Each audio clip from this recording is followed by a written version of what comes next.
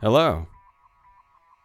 Talking about the most political of all vampire clans today, the clan of absolute degenerates, and everybody loves these guys for some reason. It's Clan Brujah. You know who it is. It's Clan Brujah. That's my mate right there. Yeah. I mean, of course, you know what what we're talking about today. You clicked on the video with Brujah in the title. It's like kind of irritates me with YouTube essays where, we're going to talk about the Twilight Zone, even though you couldn't see Twilight Zone in the title of the video. And it was like, this episode of TV changed TV history or something like that. I'm not conscious when I scroll YouTube. I just click on videos at random and I just consume content. That's all I do. Time for those clickbait. Is it time for those clickbait videos yet, guys? Yes. I played High on Life, so you don't have to. I love... Justin Roiland is a funny man. You can't tell me otherwise. God damn it! I have two characters, and I built my entire career off of that, and then lost it from punching my wife, or was it his girlfriend? I don't know. All right, we're going to talk about a entire clan. I don't get why people like Clan Brujah. I honestly don't get it. Because fuck the government. That's why. Yeah, it's not, when you look into these guys, they have nothing to smile about. You've got nothing to be proud of. The unchecked. Okay, no, I'm gonna leave that right there. Go ahead. Yeah. I will say there is a romanticized feeling you get about playing someone who's like a perpetual revolutionary. Yeah. Like watching Les Mis, and you only ever care about the revolutionary parts. Nobody watches Les Mis for Valjean. That's a real good analogy. Yeah. You're not watching it for Act 1. You're watching it for Act 2. That's what you're doing. And yeah. Now, why do we have Sean for this episode? It's the usual cast. Most of the people who watch our videos are subscribed to us already. We don't need a lot of introductions, but we have Sean with us again for the second time. Yes. Because he played a Brujah in the game that you will never see, and Ragnar very quickly became our favorite character at the table next to Vigo. It's a toss-up as to who do we like more, Vigo or Ragnar. Yeah. Because Vigo was evil and he loved it, and that's why we liked him so much. Yeah. And then Ragnar was the hero who tries and always fails, but keeps trying anyway, and there's something admirable about that. Yeah. And I feel like maybe that's the reason why people like Clan Brujah so much, is that this is a clan that eats dicks and nothing but dicks, but they keep acting like one day they won't have to eat them anymore. Yes, and after a while you get used to the taste and you just do what you can. You just come out of the closet. It was like the Yeezus album. I didn't like that the first time, but after a couple of dicks... One must imagine Sisyphus happy. The Chad Ragnar pushing Sisyphus's boulder. That's right. So we get to talk about the biggest fraud in all of Vampire with this episode. More so than Tremere, no, more so than who said he Delberized. I want to say his name was Montero, but no, that's Lil Nas X. It's the La Sombra faker who said he Delberized La Sombra. But no, we get to talk about the biggest fraud of them all, because this man stole an entire vampire clan. I have been waiting to talk about Troil the Younger for a while on this channel. Today's the day we get to do it. Yes, indeed. Today's the day we get to talk about Troil. All right, you ready for some history? Yes, it is history time. Yeah. We are on a bit of a time crunch because we only got Sean for 2 hours. Yep. All right, let's get into it. We begin with the antediluvian, as per usual. And we all know the story of Cain and Abel. We always know how this really works. But we have very sparse and spotty information on Brujah. I'm just realizing I'm dry for this episode. Yeah, there we go. Let's get that open. All right. No, wait, we're talking about Brujah. It has to be a 40. I don't have a 40 with me right now. I could have got one. I was at the liquor store earlier today. It's becoming harder and harder for me to buy alcohol because I'm in my work uniform at every time. when I was working at the hardware store, I could just go in right after work and get a case, but now I have to carry a different shirt with me in the car. I mean, what do they care? You During the got winter, off it's easy work. 'cause You I can can do just whatever the zip hell up. you want. Anyway. And then, like, last week when I was in the company car the entire time, there was no chance I could have done that. No. That's I can't tell if that's like really bummy or like a boss go down in flames mood, like buying alcohol in a company car. I can't decide. That is really funny. Yeah, how much shame should you feel about getting fired for that? I wouldn't feel any shame. Me neither. I think, my only experience with the company car is a bad example because I was at a company that they wouldn't have given a shit. Yeah. Part of my job was like whining and dining customers, so like it's not like a thing. If my job was an ambulance driver, I would still pick up alcohol in my work car. That's the whole thing, though. That's a little different. So, all right, so Brujah. We know nothing about Brujah. We don't even know if Brujah was a man or a woman. And between whoever is the author of a book for White Wolf, it changes between the two. Sometimes Brujah is a man, sometimes it's a woman. I don't know. I would like for Brujah to be a chick because that means we would have 3 lady antediluvians. Because it kind of feels like we'd have a complete set with that. We have Arakel, we have Anoia. And if we had a chick Brujah, that would be complete. To me, Brujah's a woman, but we're going to talk about Gehenna. And in Ferris Foul, we're told that Brujah is a man in that scenario. So I'll just be referring to Brujah as a dude for the story. Who embraced him? Irad the Strong is who embraced Brujah. Why he did that, I don't know, because Brujah had the personality of a bag of hair. It was as interesting to talk to as a bag of hair from a salon. Brujah, you want to do anything? No. Do you want to go outside? No. Do you want to talk? No. Do you want to eat? No. Do you want to do anything, Brujah? No.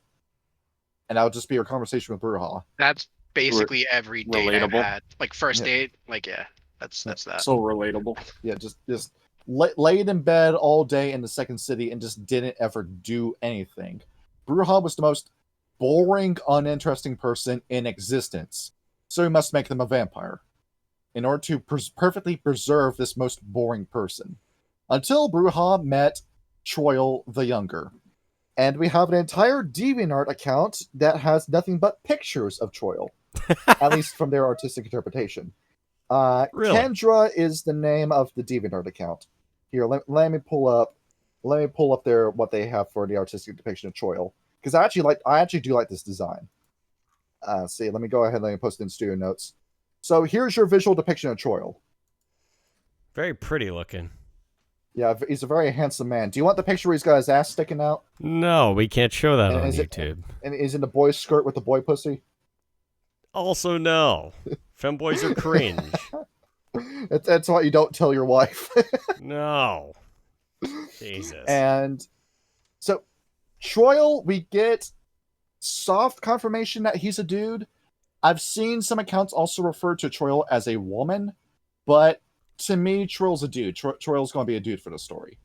And Brujah found Troil attractive because Troil was the complete opposite of what Brujah was. While Brujah was the most boring person on the planet, Troil was the most interesting, the most passionate, the most outspoken. If Troil saw something, he would say something. There was no rest for this guy. Everything that was a problem needed to be fixed that day. Troil was that kind of guy. Just type A aggressive. And Brujah looked and said, oh, fuck yeah. And the two of them, behold, it was history's first gay couple. Exactly. Yes. Where they had this intense man crush with each other, where Brujah would bring Troil into his chamber. And you don't watch JoJo, do you? No, we've been over this multiple times. Let me pull up a picture as to like an accurate visual depiction of their relationship. Please tell me it's not the cherry scene from which part of that it was. No, it's this scene. Can I show that on YouTube? You can. Oh, okay. There's nothing sus about this. All right, if you say so. He's Yeah, looking at a picture of the Mona Lisa. Yeah. This was their man crush. Like how tight it was. If anyone knows JoJo, their relationship between Poochie and Dio, that is exactly the kind of relationship that they had. Brujah would ask Troil questions, and Troil would go off on these massive rants. Just whatever was on Troil's mind, he would say it, and Brujah would just lay back and listen. And eventually, same with Cain talking to Ravnos, same with Cain talking to Salat, Brujah came to the same conclusion. I can't let a man this interesting die. So what she did was embrace Troil in a loose marriage of sorts. Troil became a Generation 4. This might have been the first antediluvian to sire a vampire, actually. It could have been Brujah, though I could be completely wrong about that. But, it'll be an interesting first if it was. And after Troil became a vampire, you take that aggression that he had already, you make it even worse. Because now he turned his attention to the second generation. And he finally figures out what it's like to be a vampire. And he realizes he has the blood bond to the second generation and to Cain. If he's going to break his ties to Cain, he needs to kill the second generation. So it's Troil, of all vampires, who rallies the third generation, the antediluvians, in killing the second generation. It's him who starts it. Not Absimiliard, nobody else. And I went through the math in our server. I kind of want to make this its own video because it's interesting lore, and I've never really seen a video talking about this. Only 4 vampires participated in killing the second generation. I've gone through all these clan books. Unless I'm wrong about Cappadocius. Cappadocius, maybe, but I don't think so. Because Cappadocius is a weirdo who spent all day in the basement and did nothing else. So Troil convinces Malkav, Arakel, and Absimiliard to help him in fighting the second generation. I don't know what Troil said, but that is some legendary goddamn charisma. Now we know where Ragnar got it from. Exactly. And deducing how everyone fought. Malkav and Arakel did the brother-sister thing of teaming up and killing King Enoch. Absimiliard got his revenge on Zilla. And who fought Irad the Strong? It wasn't Brujah. First edition says it was Brujah that fought Irad, but no, second edition tells a different story, where Troil walked up with Brujah, cracking his knuckles as he was confronting Irad the Strong on his throne, and Brujah just stood off to the sidelines and watched. Didn't lift a finger. And I would like to describe the battle that these two would have had, because they're both fighting with level 10 potence, or at least level 9. So what happens is that Irad punches Troil. Troil flies through the air and lands in Asia. He then runs across Asia back to the Middle East in 10 seconds. That's the kind of fight that the two were having. Jesus. Like the sheer physical strength and speed of these two, it was causing geological tectonic shifts in the earth with the two of them fighting. Think the battle that the Weaver had with the Worm, but on a smaller scale. If I were to relate it to a scene, pick any fight from Dragon Ball Z or Invincible fighting Omni-Man in Invincible. That's what it looked like between the two. And surprisingly, Troil beat all the odds and killed Irad the Strong. I don't know how a G4 manages to do that, but he did. He managed to kill Irad. The same way that probably Reynard killed I forgot his Isaac? name. Yeah, the same way Reynard killed Isaac. He caught strong on a brawn day. Because I was talking with Greed about this before we filmed this episode, and he said the thing with the second generation is that every one of them assumed that they were untouchable and just did not train. Meanwhile, Malkav, Arakel, Absimiliard, and Troil were all refining their disciplines to a honed edge. And by the time they fought, they knew exactly how to take them down. I mean, we talked about Absimiliard on this channel before. That dude was hunting T-Rexes and Triceratops as a human and won those fights before his embrace. That's how strong Absimilliard was before the embrace. So we're talking about ridiculous power levels here. And you would think killing the guy who bloodbound you would increase your marriage, would cause the two husbands to come closer, but no. Troil became paranoid of Brujah. After all, Brujah didn't lift a finger during that entire fight. And Troil began to thought to himself, what if Brujah turns on me after I spent all my energy fighting and killing Irad? What if Brujah turns on me? What if? And then Troil just becomes wrapped up in his own delusions that he thinks there's only one way to get around it. So I'm assuming while he's making out with Brujah, while Brujah thinks it's just a really kinky kiss, Troil kisses him on the neck and then bites him and starts diabolizing him. Uh-oh.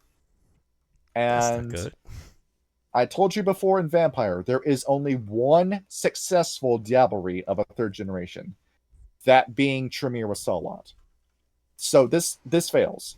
What happened is that Iliyas was... no, not Iliyas, he's not Iliyas yet. Brujah was holding back on Troil. It turns out he had a better form of celerity.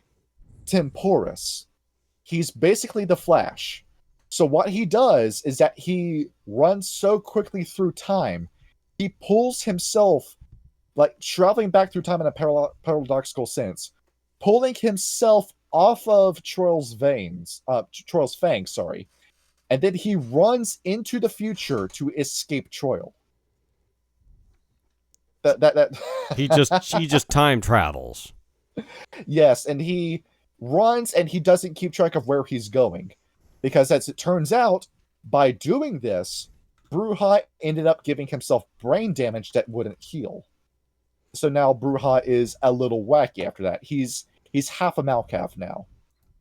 And eventually, Brujah comes to a stop and realizes where he is. He's in the Garden of Eden. He ran into the Garden of Eden through time. And he looks around and he finds out he is standing right next to Lilith. You know, the guy who... The woman who made the second generation with Cain. As to how he got here, I don't know. How Brujah got here, I don't know. But what happens next is that Lilith, instead of immediately killing Brujah, has a conversation with him. She says, "You don't like Cain, do you?" And Brujah says, "I don't really care for anybody who isn't Troil, but I guess I don't care for Troil anymore." And Lilith sees a kindred spirit in Brujah. The person that he loved the most turned on him for seemingly no good reason. Just like Lilith, just like what Cain did to Lilith. So Lilith instead trains and grooms Brujah to be her number 2. She renames him to Iliyas, and they have this student-mentor relationship. And he's not in torpor. The weariness of the ages doesn't affect Brujah. So Lilith just sends him right back out into the earth, and Iliyas becomes the eyes and ears of Lilith. He's still around. You want to talk about Set? You want to talk about Augustus Giovanni? No, we got this guy who's running through time coming up and attacking vampires.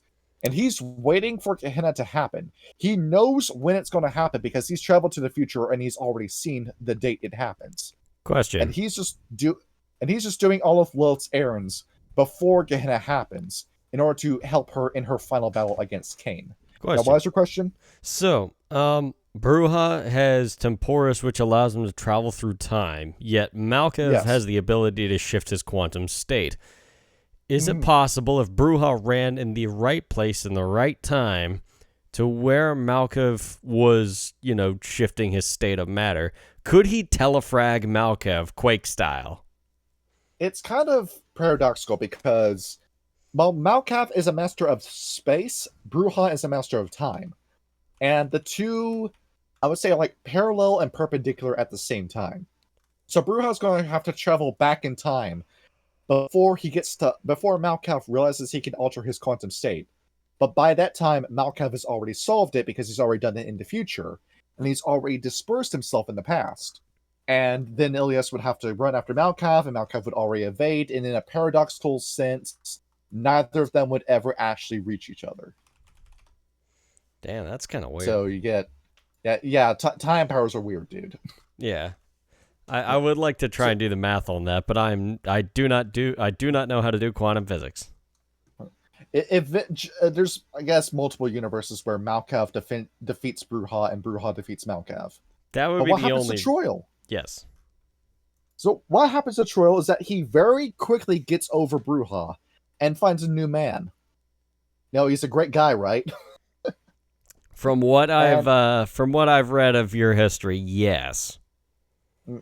Would you like to guess who his next boyfriend is, Sean? Take a wild guess. Wild guess? Take a wild guess. Give me a hint. Give me like the time frame. The devil. Well, that wasn't Lucifer. a guess. That wasn't a hint. That was just who did that the was just the Carthaginians answer. worship? Well, he's not the devil, but that's who he worships. Okay. So, well, I'll give you a better hint. When Hamilcar took his son Hannibal to swear an oath to never be a friend of Rome, who did he sacrifice a goat to?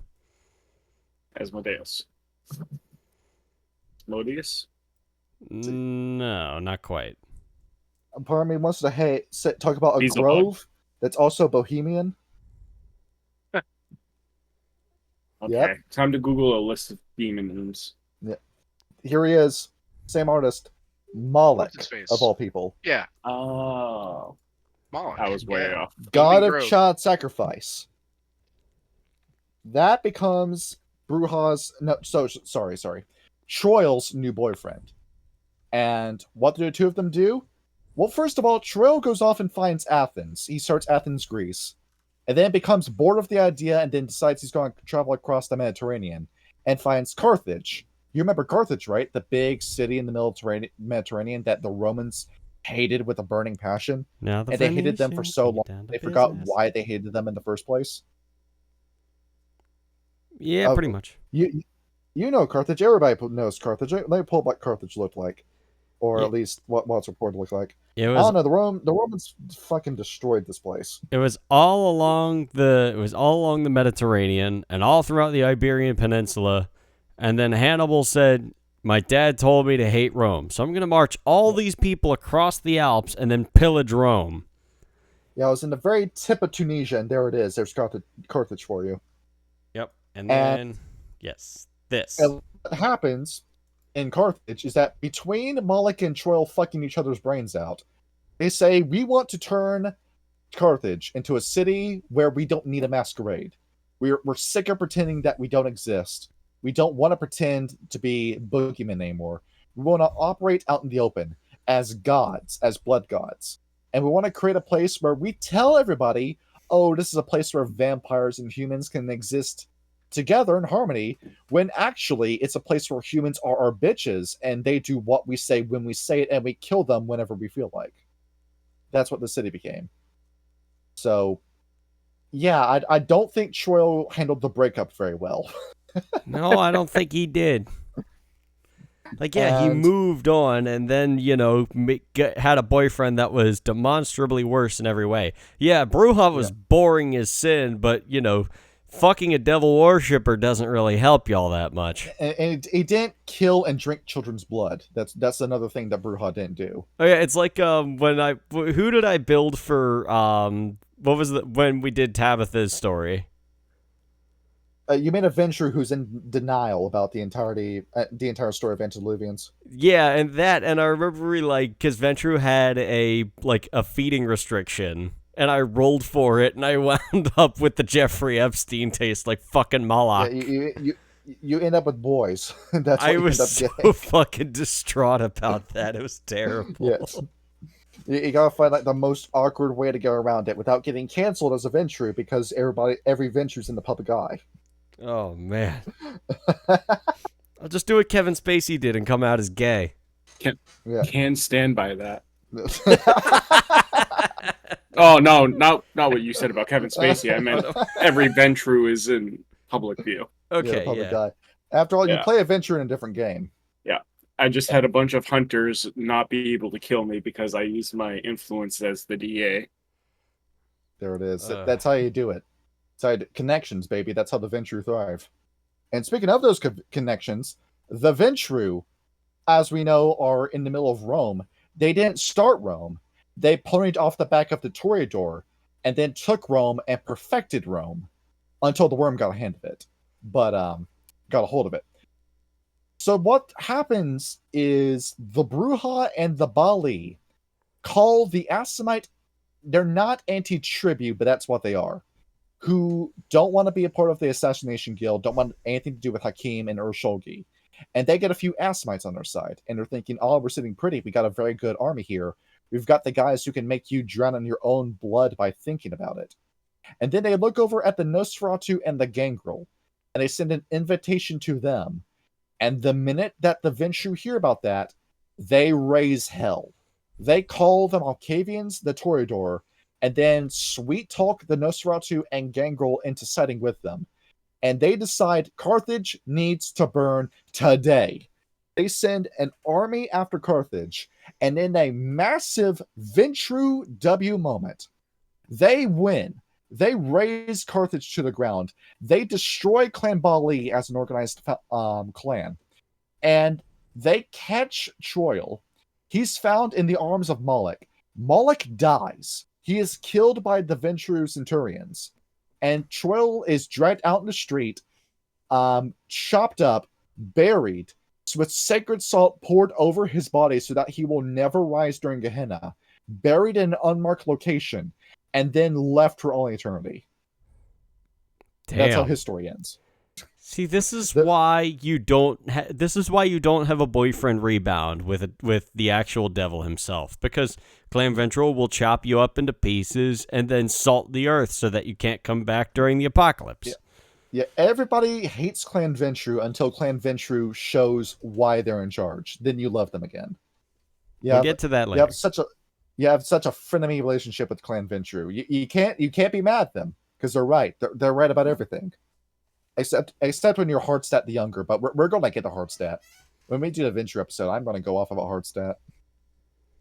So what happens to Clan Brujah? Well, Troil stole the clan. They were going to have Temporus. No, you got Celerity. And with Troil dead and the blood bond shattered between your fake antediluvian, Clan Brujah basically collapses. There is no organization. And the Brujah scatter to the wind. They have no territory. They just go off across the entire old world. Africa, Europe, Asia, wherever. They're all scattered. And what do they accomplish? Nothing. Nothing. No accomplishments. When did Carthage fall? What year was this? 3rd century BC? So for over the span of all the way over to the Convention of Thorns and the Anarch Revolt, not a single accomplishment is made by Clan Brujah. Nothing is made about these guys. The Nosferatu and the Bonars have an excuse. Because you operate in secrecy, and you need to remain hidden in order to do what you do best. The Brujah are the biggest loudmouth vampires in the world, and they did nothing but take dicks and eat dicks. That's all that clan did. You have nothing to be proud of, but they were smart back then. Because after all, they did have Athens until Athens was taken over by the Romans. So at least you had the occasional intelligent Brujah. You see this in Vampire the Masquerade Redemption, with the difference between Kristoff and every other Brujah you talk to in that game. Kristoff was a paladin, and you can tell in the way he speaks and the way he acts, he's noble. He's got values. He's got something that he believes in and he's willing to die for. You talk to every other Brujah NPC in that game, and they are just degenerates. They just go, you what, mate? I'm going to have another pint and then we'll fight a cunt. And that's all they do. There's none of these Brujah are going anywhere. And the clan will just get dumber and dumber and dumber and dumber and dumber over the course of hundreds of years until eventually they bottom out in the Anarch Revolt. There's some context to this event, though. You remember Transylvania, don't you? Pretty tumultuous place in the world of darkness, all said and done. Very much so. Remind us what clan occupies Transylvania? Zamichi, if I remember correctly. And what werewolf clan occupies that The land? Shadow Lords. And you get the two together, and what do you get? A giant fuck-off bloody war. Exactly. So that war was already going on. The way you make the war even worse is that the Brujah, eventually realizing that they have nothing and they need to get a territory, decide that East Europe, that's going to be our territory. They all pick up and start running over to East Europe.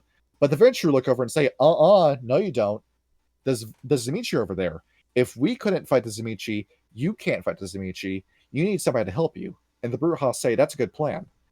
The Brujah bury the hatchet, according to their perspective, with the Ventrue. And they go and they fight the Zamichi, and they're doing a good job. They're accomplishing what the Shadow Lords have been trying to do, but the Zamichi just know the Shadow Lords too well by this point. They know how werewolves fight. They don't know how the Brujah fight. Sure, you have vicissitude. You can't deal with that with a vampire that's moving that quickly and punches you that hard. And the Brujah managed to push the Zamichi back, only for their Ventrue allies to stab them in the back and then take East Europe for themselves. The Brujah regroup, fight the Ventrue, and while the two of them are having a massive war, Zamichi and a little Zamichi known as Dracula come back with some more vampires, kick both of them out, and secure Transylvania and all of East Europe as their territory. And that was an entire 200 years pissed down the drain. And what happened, though, is that a couple Brujah didn't get to escape, and they stuck around with the Zamichi, and they started talking to Zamichi, saying, we don't want to die, we want to live. And the Zamichi said, this is how you live. And they taught the Brujah how to be professional degenerates. And we got an organized Brujah anti-tribute off of this. Brujah who are straight up evil, and that's all they're good for. They just want to destroy. They're basically Zamichi by another name. And what the Zamichi do is that they slowly groom the Brujah in telling them, we are going to do something called breaking our blood bonds. You've already done that. You don't have an antediluvian. So if you will hold off the other clans while we do that with the La Sombra, we can start showing those Ventrue how it's done. And the Brujah just eat every word the Zamichi tell them and start fighting every other clan that isn't them, including themselves. Brujah versus Brujah. And while that happens, the Zamichi find the Fire Flower of Kupala, break their blood bond with Zamichi the Elder, and then the La Sombra do their fake little diablerie, where I still don't really know how that's supposed to work, because you did not kill La Sombra. He's still in the ocean. But they cut their ties with La Sombra. Both of those clans become free, and it looks like the Brujah are about to become a part of the growing Sabbat. Nope. You're not good enough to be part of Sabbat. The Zamichi and La Sombra kick the Brujah out of the La Sombra. I'm getting tongue-tied. They kick them out of the Sabbat and then just leave them for dead while the two of them just shit on the Brujah. And they think that this clan's about to go extinct. Clan Brujah finally eats the humble pie and acknowledges that we can't beat the Ventrue, and we certainly can't beat the Zamichi and the La Sombra. We gotta suck it up. We gotta admit that we're defeated, and we gotta kiss up to the Ventrue. They go over to the Convention of Thorns, they represent it, and after kissing the ass of the Ventrue, the Toreador, and the Tremere, are accepted as the last clan to be a part of the Camarilla. Wonderful. Entire clan of failures. Wonderful. You're gonna let him talk shit like that about you, man. And to elaborate on this failure, they're looking around at all these other countries. They're thinking, okay, what countries do we have? England? Nope. That's been taken over by the Ventrue. And wait, hold on a minute, Ventrue, didn't we help you? I mean, back in the ye olden Holy Roman Empire, we were making Bibles and we were printing them by hand and distributing them to Ireland. And we helped you fight the Brujah. We helped you fight the Fianna. And the Ventrue said, no, you were helping the La Sombra more than anything else. You didn't do that for us. You were trying to kiss up to La Sombra by doing that. You don't get to kiss up to us now about that. And Okay, that's England lost. Okay, how about Scandinavia? Nope. Thoroughly gangrel. The gangrel have that place under lockdown. Okay, well, how about East Europe? Nope. Lost that to Zamichi. How about France? Nope. That's to Toreador. Spain? Nope. The La Sombra. They're not sharing that land with anybody. Okay, what other country do we have? Fuck, guys. Italy. That's it. That's the one place. So they all get up and they run to Italy. And that becomes their territory for a very short amount of time. Not even a full century. Kyle, what vampire clan is known for being Italian? The Giovanni. So when 1414 comes around, what happens? 1414. Is that not the start of the Inquisition? That's the conspiracy of Isaac. Oh, okay. That's the conspiracy of Isaac, where Augustus Giovanni diabolizes Cappadocius and becomes the new figurehead of the Giovanni. And behold, the Giovanni come back with a vengeance and chase out every Brujah who lives there. So, wonderful. You got nothing. You have no land to yourself. You're a scattered, divided people that's got nothing. The Tremere are a younger clan than you, and they have a part of East Europe under lockdown because their chantries are just that hard to invade. So yeah, why exactly do you have to be happy about Brujah? When you've got your health, haven't you, man? Here. I mean, they've got There's something to be said about that.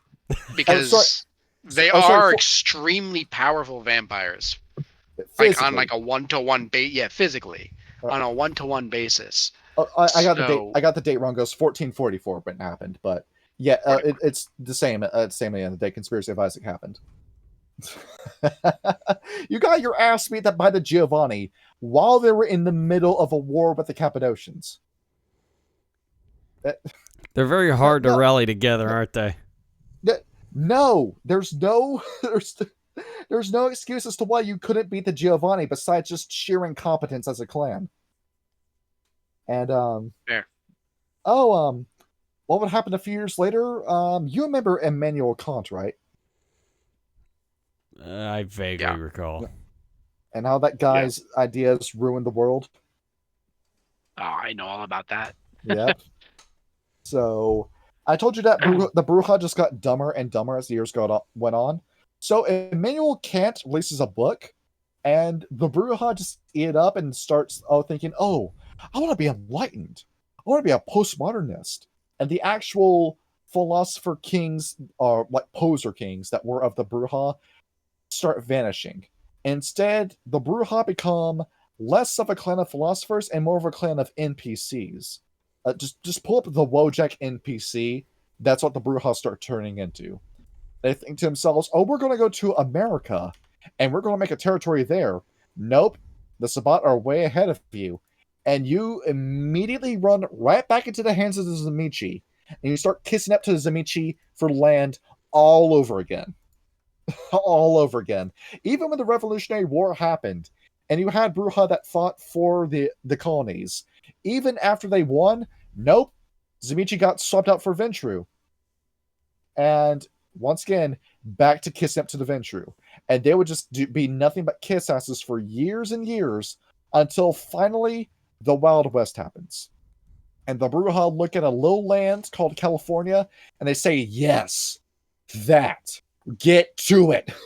And every Brujah just picks up everything they have, and they run for California.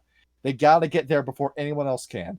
They dogpile on that state, on that territory, and they claim it before anyone else can. And they say, yes, this is our land. California is ours. And they fight for it. They managed to push out every other clan, and nobody else gets a strong foothold in California. And who controls the gold? The Brujah. They finally get something. It took you, how long? 11,000 years for you to get somewhere, but you finally did. Finally. Listen, we're just building a day.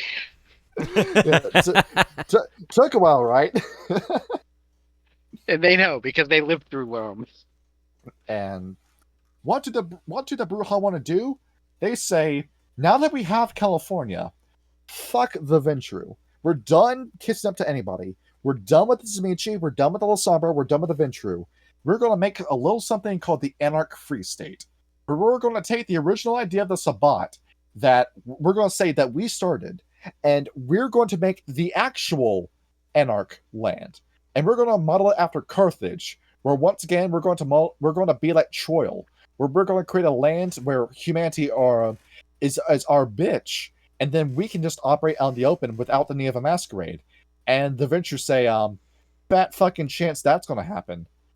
What happens is Jeremy McNeil tries to rise up and start the Anarch Free State. I'm forgetting this guy's name. I want to say it's like Don Flamenco. No, that's Punch Out. Yes, it is. Give me a minute. I'm pulling up the Brujah, Jeremy McNeil. Okay. Some Irish name. They try to get this land going for a while. They're trying to get this up and moving ever since 1850. So, well, Jeremy McNeil's saying, Camarilla, fuck you. We, as the Brujah, are going to defect, and we're making California, Oregon, and Washington our territory. What happens is, for fuck's sake, where's your name? Don Sebastian, there it is, of the Toreador, grabs Jeremy McNeil by the collar of his shirt and then just beats the shit off him in the middle of the street and leaves him not in torpor, but his entire body is broken. And he says, let this be a message to any Brujah who wants to rise up and try to make the Free State a thing. This happens in 1943. And what happens the next week is that every Brujah rises up and kicks the ass of Don Sebastian. And they overthrow the princedom in California. And finally, the Anarch faction as we know it gets revived in California. And the Ventru look over and say, we gotta bust that. The Ventru run over and immediately go to war with the Anarchs. The Anarchs are pushing them back, saying, no, this land is our land. You're not taking it from us. The Sabbat join in and think that this is just going to be a small fry faction that they can just crush and then claim the entire state for themselves.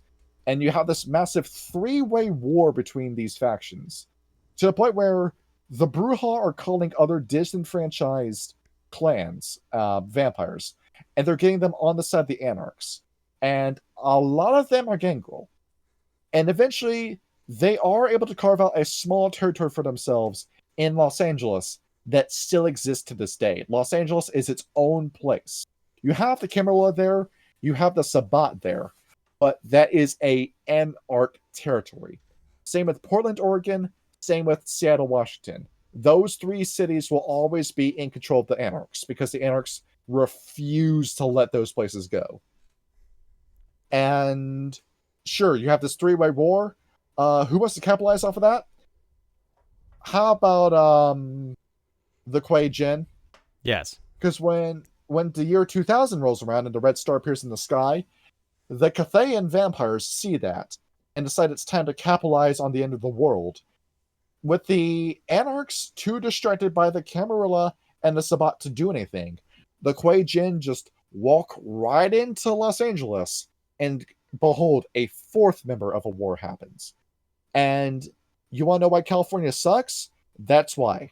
Because of the Brujah. And there we go. Well, I mean, and that it wasn't necessarily their fault. They were just trying to find some place they could finally call their own, and then everybody else decided, no, it's mine. And that story has no canonical ending. It is up to you and how you play Vampire the Masquerade Bloodlines as to how that storyline ends. So I do like California being the time where the Brujah can finally dig in their heels and fight. Wait until you talk to Nines Rodriguez. That guy's going to drive you up a wall when you talk to him. And now that was America. What about Russia? What happened in Russia, Kyle? What happened in Russia? Well, you know, the Anarchs tried to what's up? A deeply anti-Semitic man wrote a book saying, I'm lazy and I want the government to take care of me. And all these other stupid ideas. And the Brujah said, oh, I want to be a communist now. And they all just bought dozens and dozens of copies of the Communist Manifesto. And when Lenin came in and said, I am going to make Russia a communist country, every Brujah looked at them and said, yes, yes. And they all backed to Vladimir Lenin. And thanks to these idiots, they overthrew the Tsar. And behold, now we have a Red Russia. It is thanks to Clan Brujah. Nothing can seem to go right for these poor, downtrodden, miserable bastards. And they're thinking, yes, we finally got communism. We've been waiting for it. And then who comes in to rule the country? Joseph Stalin. A Shadow Lord. Wonderful. Wonderful. And yeah, the Shadow Lords, while this is going on, the Shadow Lords see this happen. They see the Brujah losing their minds, creaming their pants over communism. And they just let them invade. And the Shadow Lords just let it happen because they know it's going to humiliate and piss off the Silver Fangs. And it's going to be their way of taking Russia away from the Silver Fangs. If you want to learn a little bit more about that, watch our Shadow Lord video. But yeah, the Brujah make this massive territory in Red Russia. And asses that they are, they don't realize that the Tzimisce are right behind them, puppeteering their actions, manipulating them to make the country worse and worse, radicalizing every Brujah who lives there, turning Russia into an uninhabitable hellhole that everyone will forever be miserable in. Is anyone happy in Russia today? No. Our Russian buddy Fox doesn't live in Russia anymore. He lives in Lithuania. I still find that hysterical. Nobody wants to be in this country. Nobody wants to live here. Yeah. And there it is. If the Brujah try doing anything, they ruin everything. And that's it. That's just the story of Clan Brujah, the guys who ruin everything they touch. There you go, Ragnar. Your man just talked a whole lot of shit about you for the past half hour. What have you got to say about it? To be completely fair, by the end of the campaign, that's kind of exactly how Ragnar felt. Mm-hmm. If you don't remember, the whole... Can you guys hear me? Yeah. I heard you. Oh, okay. Yeah, to be fair, the whole point of his character, his coming to terms, his character is he was very pissed off with the fact that these people were a lot of talk and a lot of nothing. One of the very few principled Brujah to ever live, Ragnar Lang. Yeah, that was his whole point. Yeah, because the thing is with our live play is that you start off in love with your sire, in love with the anarchs when you start off with that game.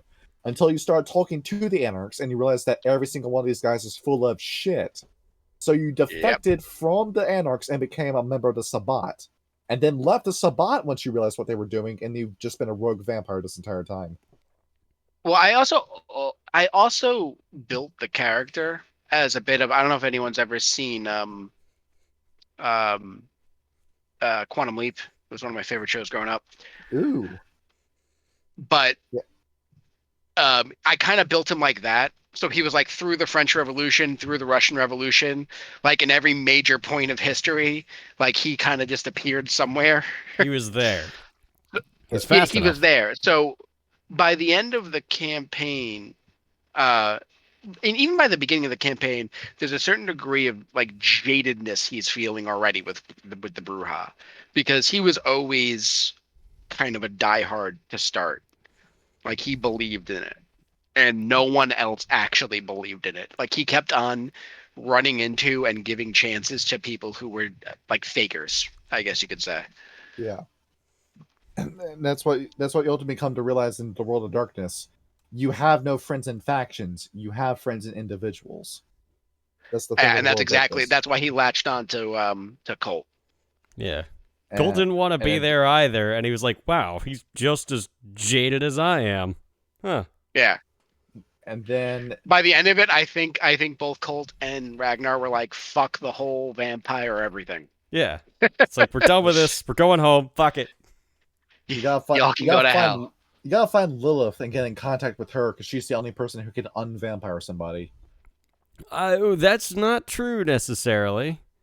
If there happens to be another cult of ecstasy mage lying around, bring you back in time before your embrace. There you go. There it is. Or now, that Brujah fucking Ragnar finds Iliyas and manages to get fucking and get some of his vitae, manages to get Temporus from him. Now, will it send you back in time mentally to where it sends you into your body during that period?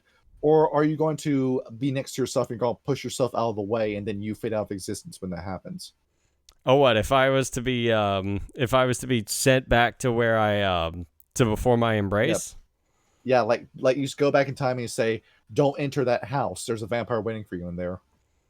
Well, yeah, then Colt would just vanish in the present day. But that's why, but Freya could send somebody physically back in time with her checkpoint ability. But I'm not sure about the limits of that power. After all, Mage the Ascension. We're going to have a lot to talk about when we finally get to Mage. That's going to be a long fucking video. Anyway, we're going to do episodes about the individual spheres of magic. Yes. Not just the clans, not just the traditions. Yeah, it's going to be long. Anyway, so yeah, the anarchs try and always get their shit pushed in by somebody. You will be nothing but a clan, a faction of fuck-ups, and that's all you'll ever be. I feel like... Sean, you probably like Brujah for the same reason I like Tribe Fianna so much. Why is that? Because the Brujah have just tried again, and they've lost everything, and then they finally found a place to dig their heels, and they're fighting for everything that they've got. The Fianna, by comparison, they lost Ireland. They lost all their They lost all of their Farah friends in the War of Rage. They lost their best friends, the White Howlers, during the invasion of Ireland. They lost their home to the technocracy, and now in the days before Gehenna, they've dug in their heels and are fighting for everything they've got left. So that's why I kind of like the Fianna. I feel what's up. I was gonna say yes, maybe, but at the same time, to an extent, the Brujah kind of got what they deserved. It sucks to suck, So here's the thing. So in the human world, where rage isn't a part of your identity, like your racial identity, and that's literally what defines the Brujah, is the fact that they are enraged. It's their two biggest identifying factors are their rage and their revolutionary spirit. So a revolutionary spirit can go far sometimes in the human world, because once you achieve your revolution, not always, but sometimes, you can settle down into it and start actually, having the land and the world that you want. Right. The Brujah, however, it is impossible for them. They are very much like Sisyphus, because they can't do that because of their rage and because their identity is to be a revolutionary. So it's like the Russian Revolution. The revolution is never ending. And because the revolution is never ending, you can't, by definition, have stability. Yeah. Yep. There always has to be a new enemy to the revolution. Otherwise, that you start devouring yourselves. Right. They will always be against the power structure, even if they were the ones who started the power structure.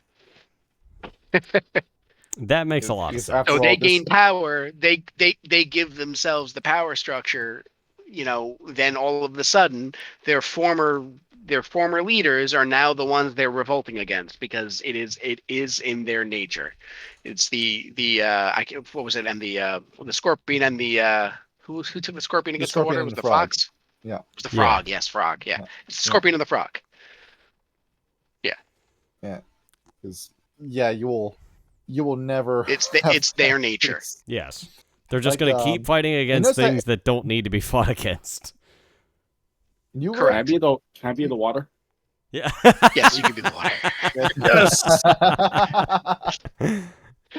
Yes. You also have notice that every named Brujah in the back of these books is a force of destruction and chaos, like Hezekiah Rutledge, who is the only lore character I'm going to bring up, because we have way too many examples amongst Brujah.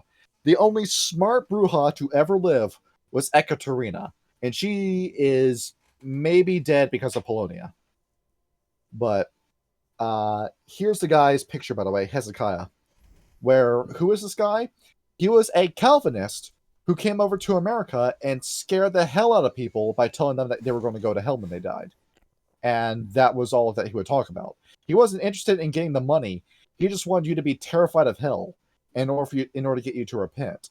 And then he would do that. He'd preach in a settlement for a couple days, and then just dip, and then let the entire congregation fall apart while he went off to the next town to scare them.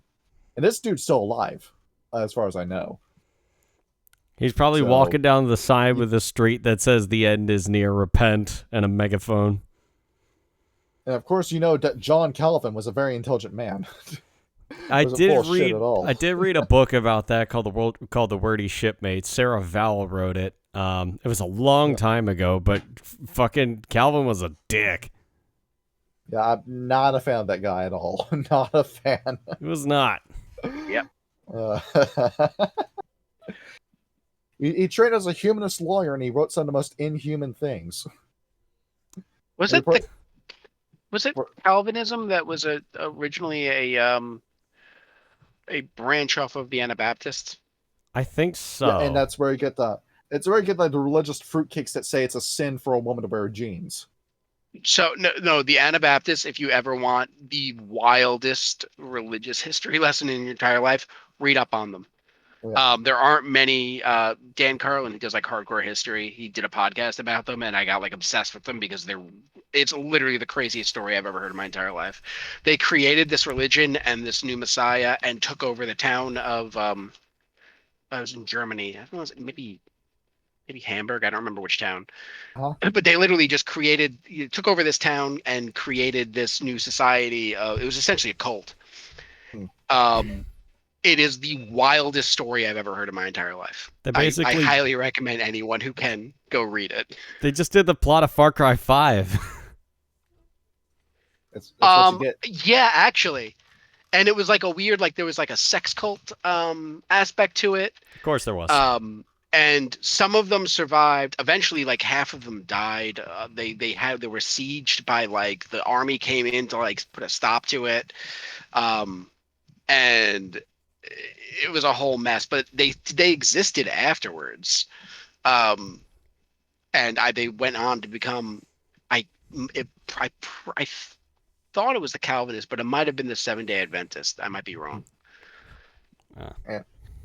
You want to talk about Brujah factions? Because there's a section in the book that talks about Brujah factions. I threw it out because here's your Brujah factions. Oh. Here it is. I didn't know that they had factions. There it is. You want to place the Brujah on this compass? Guess what? They are the entire compass. Yes. The Brujah land everywhere on here. Now, let me say this. You know about the Curse of Cain, that you pretty much become frozen in time. The way that you acted and the way that you were before your embrace is how you are forever. Vampires can't change overnight. They are very stubborn because of the nature of the Curse of Cain.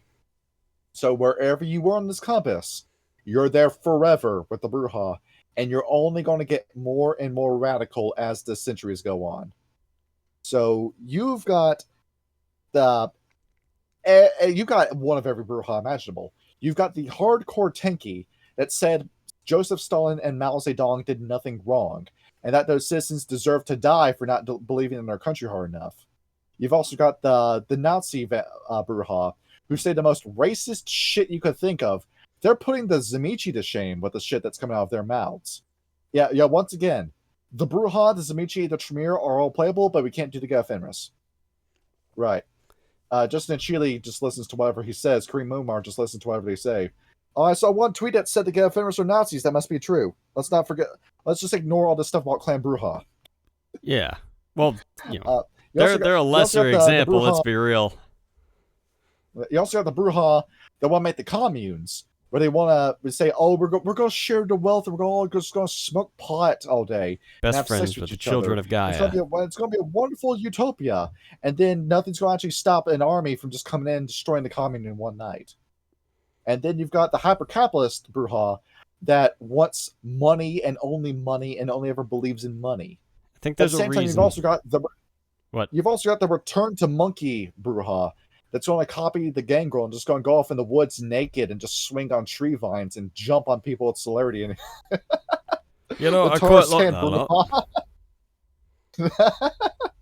Along with the fascist authoritarian dictator that wants to rule the world. The Emily Brujah, who's drinking their soy latte with avocado toast, saying it's a slur to call somebody crazy. And then you've got the far right vampire that's singing "Try That in a Small Town" completely unironically.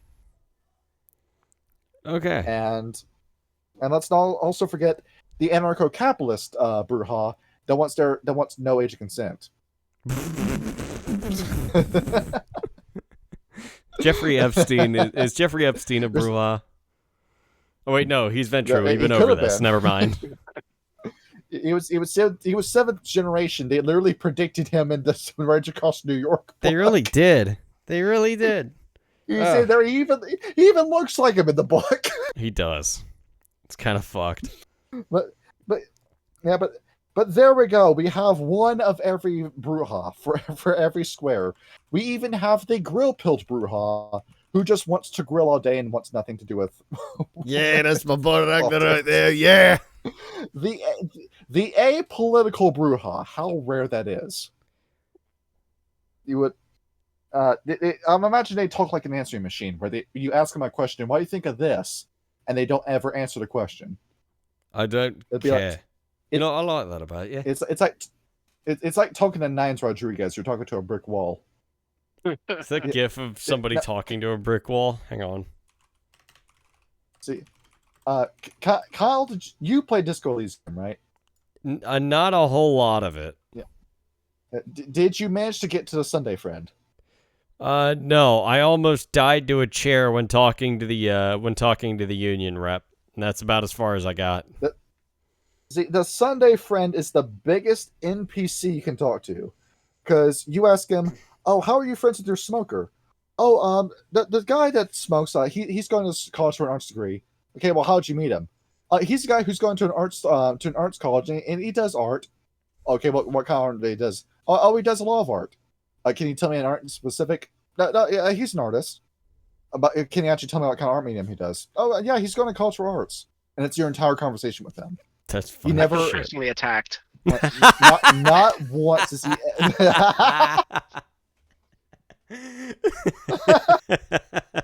Didn't have to cook bro like that.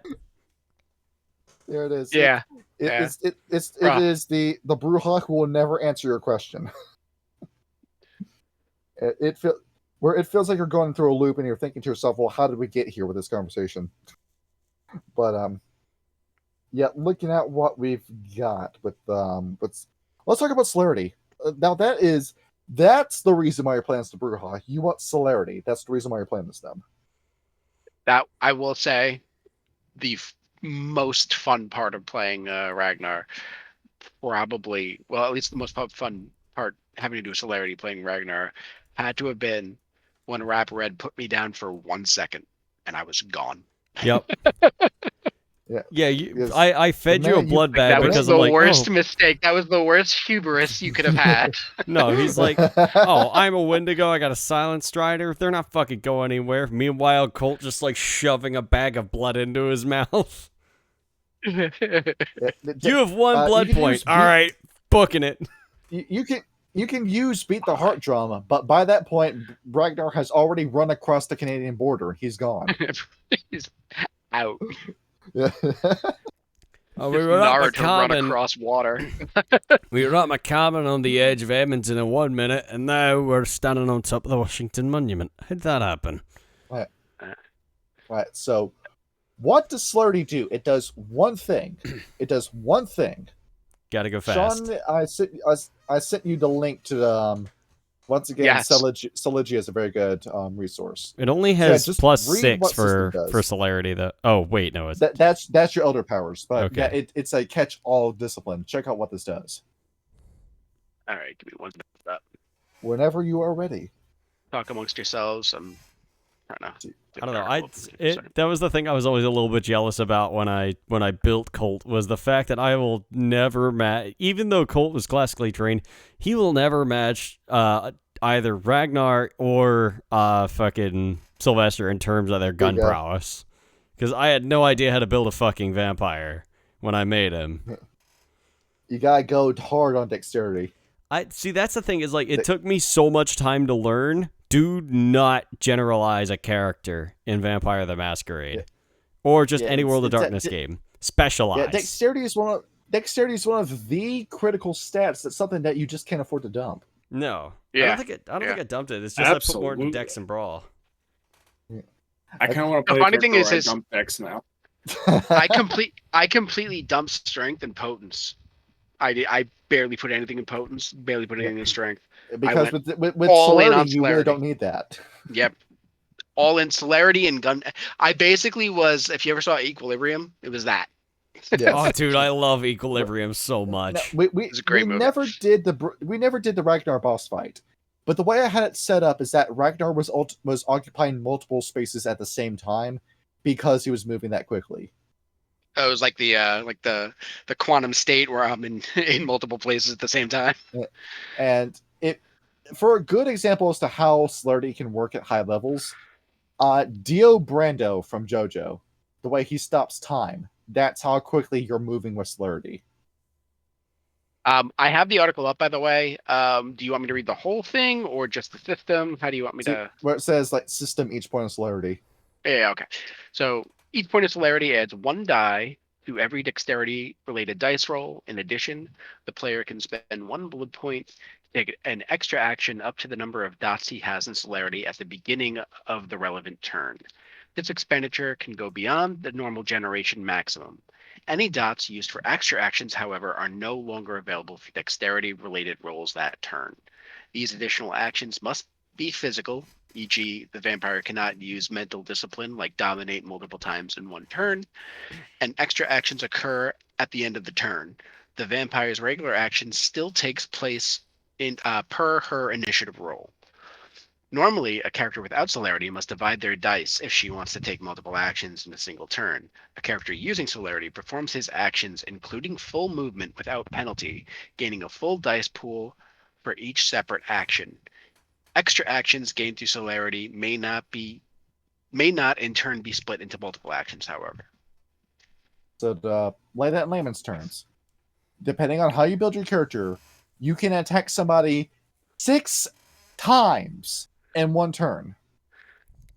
Jesus. With this power. So by that time, if you did that Ragnar boss fight, that probably would have resulted in a character death. Yep.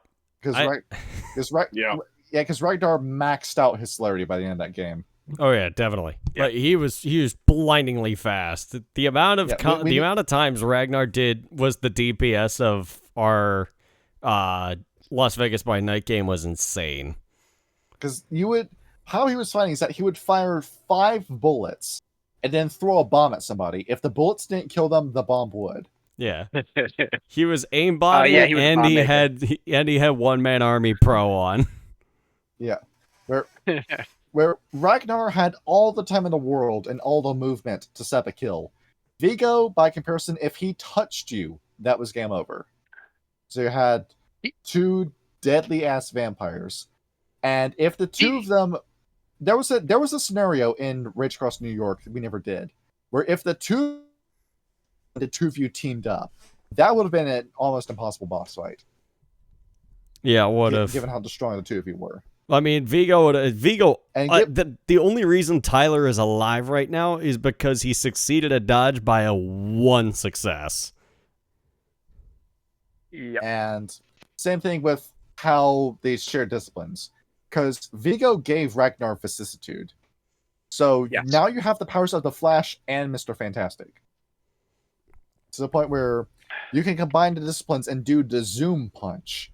Where you can punch somebody from 150 feet away from you with how quickly you're throwing your fist.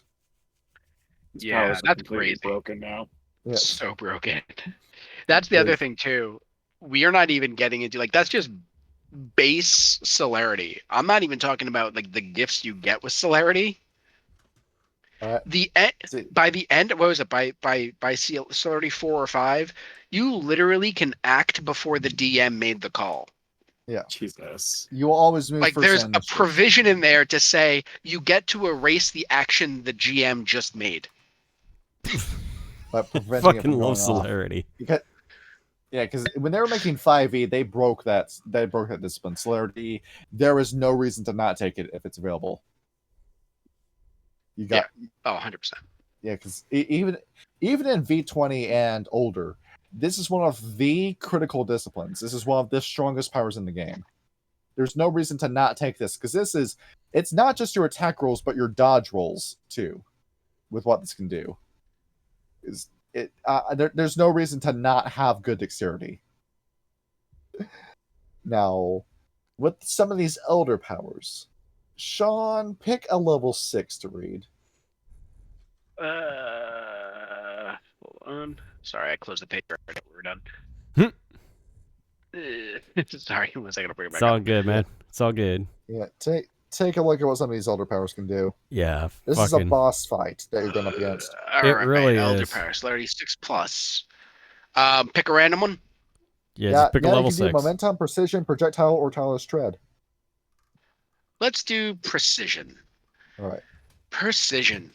A master of celerity with this manifestation can use her immense dexterity to conduct acts of fine manipulation with enhanced and human precision. System. Spend a blood point to activate precision. Add the character's celerity dots as automatic successes to a single roll requiring fine manipulation or precise movements, instead of adding dice to dexterity as normal. I assume that also counts for operating firearm. Oh yeah. This does not work only on rolls using the dexterity attribute, but the storyteller discretion is required to determine what precision benefits. So just essentially succeed every firearms check you want to make. But what that does, you are thinking so quickly, you are moving in slowed time, as you are able to perform brain surgery with your bare hands and succeed. Jesus. With how precise your movements are. Is it Max Payne time? Yes, it is. Yes. I like Ragnar more the more we talk about this. And then Sean, check out what Flower of Death does. Flower of Death. Oh dear page, Lord. Level 7. Yeah, I see it. All right, Flower of Death. In combat, speed kills. A proper application of celerity in combat can turn even the meekest Canaanite into a walking abattoir. How much more deadly then is a vampire with the ability to utilize his preternatural speed to the utmost in combat? Flower of Death allows a vampire to take a celerity and apply it in a full to each hand-to-hand or melee attack he makes. System. Flower of Death costs 4 blood points, but the spectacular effect is well worth it. Once the power is in effect, the vampire's bonus die for dexterity rolls gets added to every dice pool for the attack the character makes, even if the roll doesn't use dexterity, until the end of the scene. Further, even if the kindred uses some of the celerity dots for extra actions during the scene, these extra dice are still available.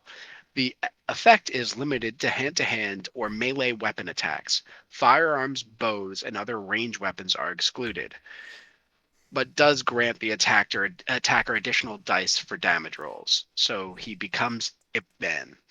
Flower of Death is not cumulative.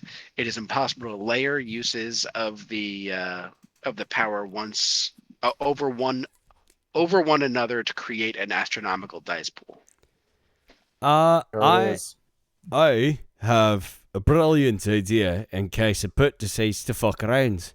So, I mold earth, I go under the earth, wait till he walks somewhere around in my vicinity, open him up, trap him halfway into the dirt, and then you do that. and then if you want to straight up stop time with Celerity, that's the level 8 power time out of time, where you are moving so quickly the world literally does come to a stop around you. With that power. Holy shit.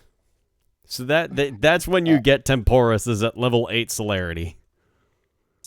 Now, for what Temporus can actually do, I'll handle this part. Yes. So, what Temporus can do, going along with it, is also in Stygia. Now, Hourglass of the Mind. Once purchased, the discipline allows a vampire the gift to perceive time at all times. So, pretty basic, right? You just always know what time it is. Level 2, Recurring Contemplation. The vampire concentrates on a single victim within a line of sight, rolls manipulation and occult, difficulty equal to the victim's current willpower. With any successes, the victim falls into a light trance and relives their most recent experiences that precede her fugue state. You send somebody into a flashback that can last anywhere between 1 minute to 1 day with that power. Bro! Level 3, London Movement, where... what the fuck? McAfee's trying to get me to buy their fucking antivirus. Fuck McAfee. See, he ain't shit. See, give me a minute, I'll fucking pop up. Okay. He's dead, so there's that. Well, no, he is. This player spends 1 blood point and rolls intelligence and occult. Difficulty depends on the size of the target. A Seagull Throne Brick is difficulty 4. A Crazed Ghoul is difficulty 9. Targets larger than an adult cannot be affected with London Movement. It is possible to affect small, closely grouped inanimate objects of the same nature. This power may be activated reflexively as a defensive action. Basically, what it does is that with this power, a vampire may begin to alter the flow of time. So you begin to affect the speed at which something is moving based on the size it is. Okay. With that power. You can stop a bullet just like Neo can by just holding up your hand to it. Just freeze time. How? Number 4, Patience of Norns. You spend 2 blood points, roll intelligence and occult difficulty 6. The vampire must be able to perceive the object they are suspending. You freeze objects in time with this power. So you can just cause something to stop for anywhere between 1 turn to 1 week with this power. You are just frozen in time. I feel like lastly, you get to level 5 with Clotho's Gift. The player spends 3 blood points and rolls intelligence and occult. For a number of turns equal to half the vampire's Temporus rating, rounded up, the character may take a number of extra actions at her full dice pool equal to the number of successes rolled.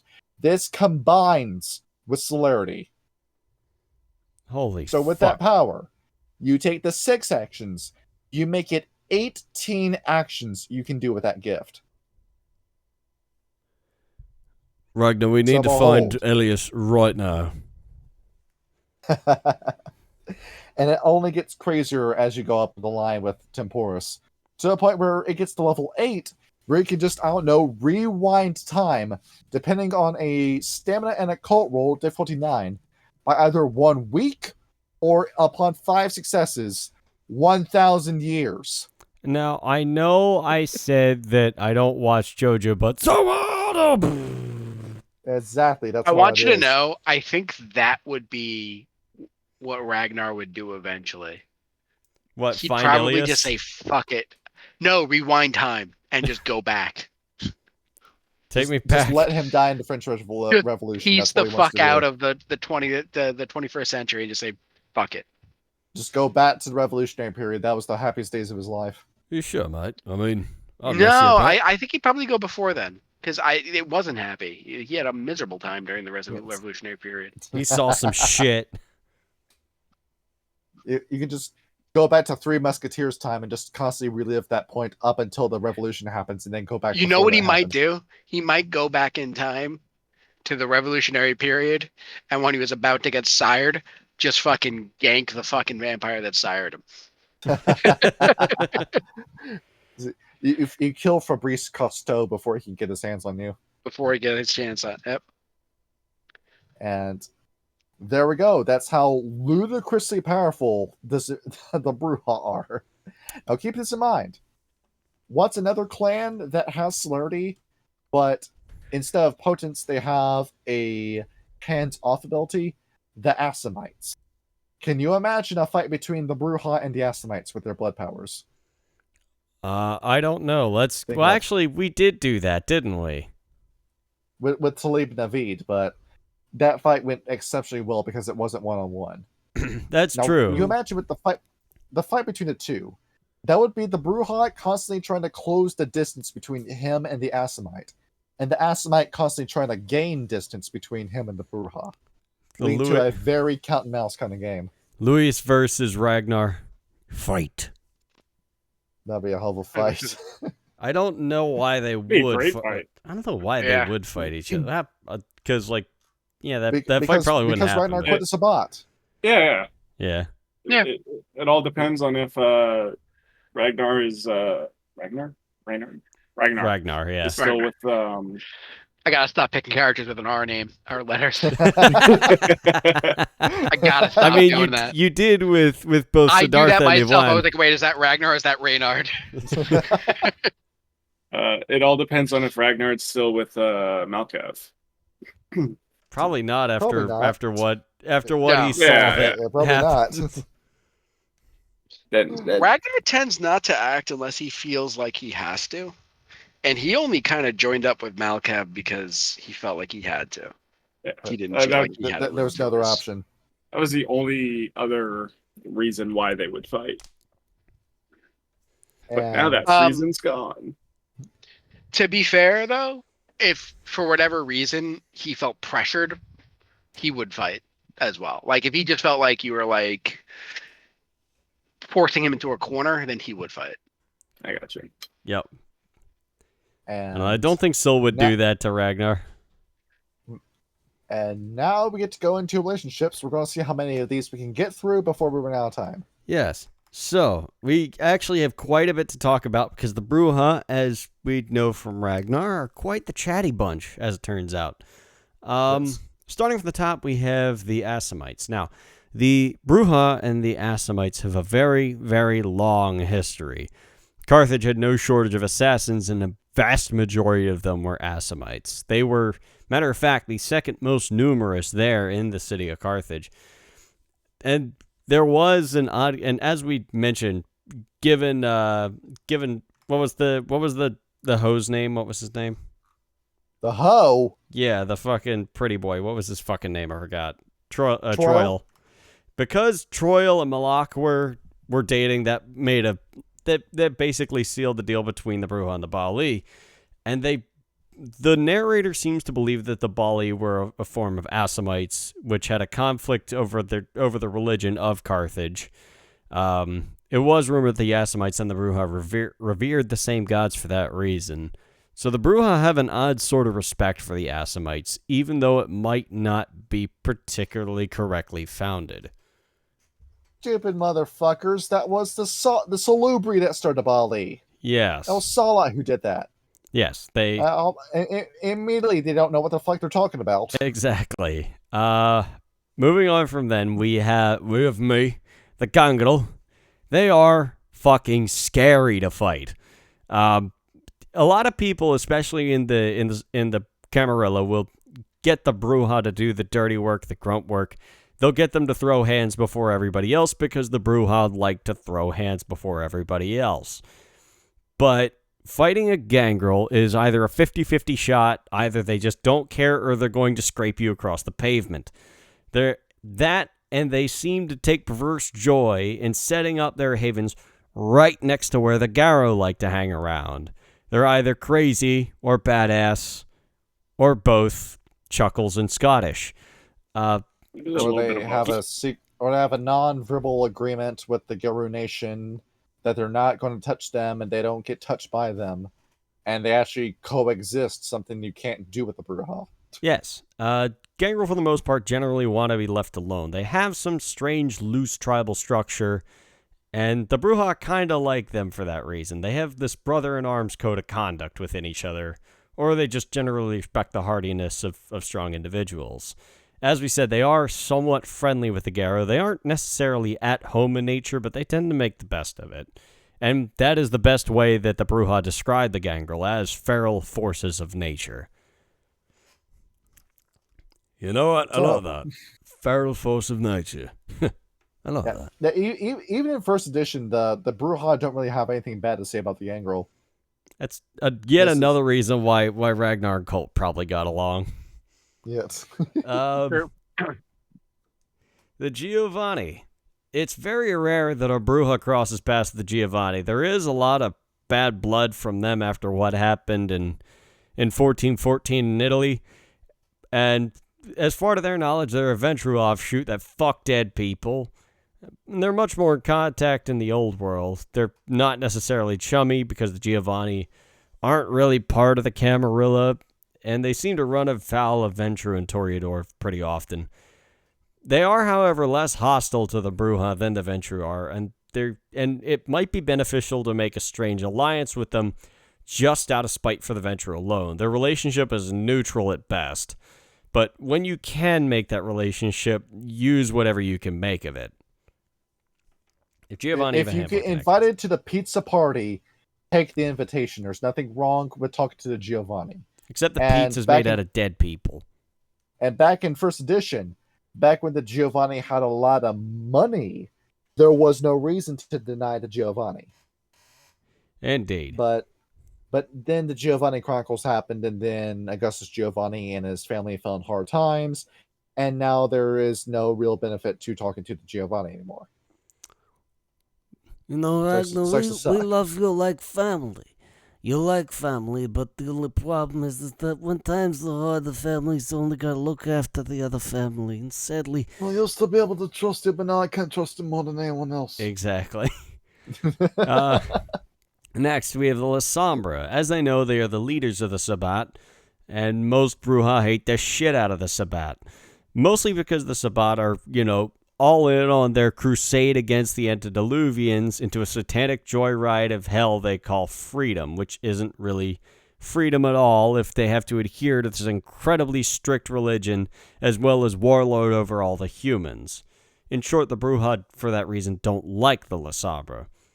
They have some common ground in Spain, like when the Anarch revolt joined, the La Sombra rejoined the fold, and although the La Sombra's overall pridefulness and marriage to power makes them a very common enemy of the Brujah. They'll team up with the La Sombra just to get back at the Ventru. Yep. And then, as it turns out, La Sombra is a nowhere clan that's going nowhere, just like them.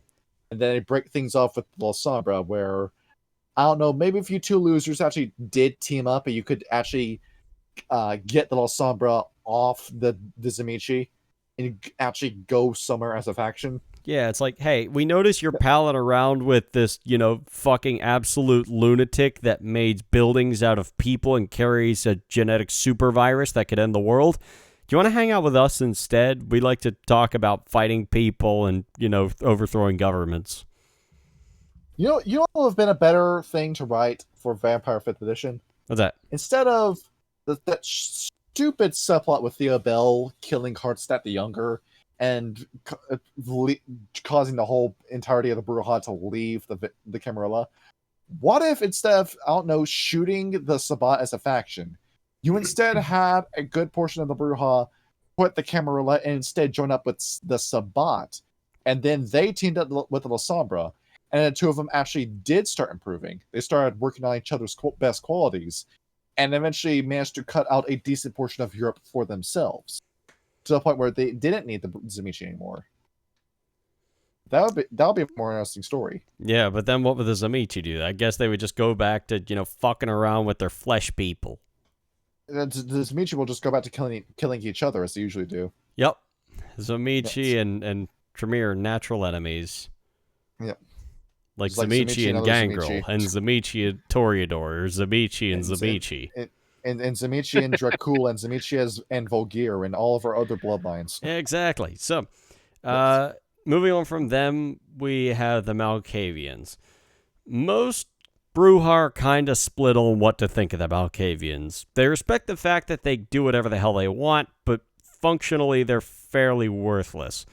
They make this big show of their affliction of insanity, but their aspects occasionally makes them incredibly worthwhile. And they're actually occasionally useful when things tend to get crazier than them, because when things do get out of hand, they're the first ones to get pointed as the scapegoat. But then when they can prove through their aspects and through what their, oh God, I forgot their discipline. Not obfuscates. What was their...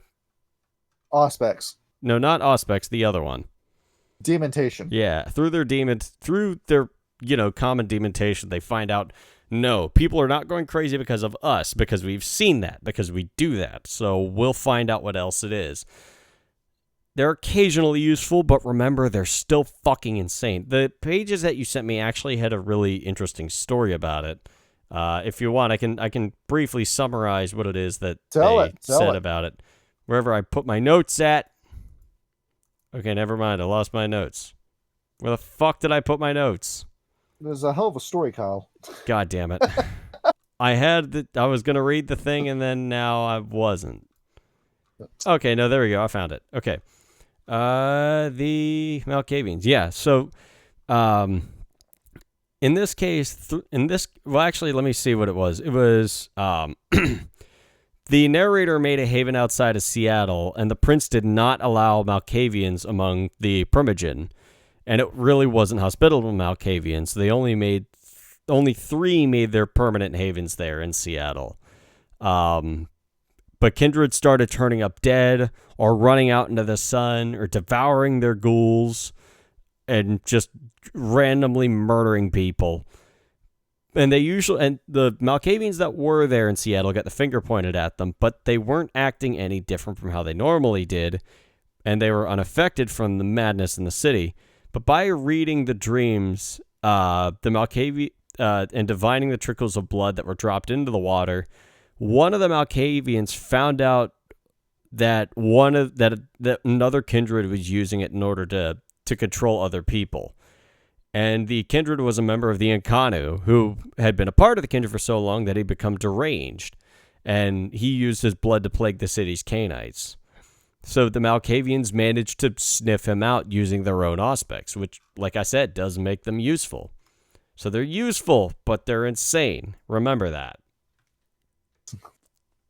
Because, after all, everybody wants to blame the Malkavian, but I don't know, the Malkavian might be the smartest man in the room. You just don't really understand what he's saying. Yes.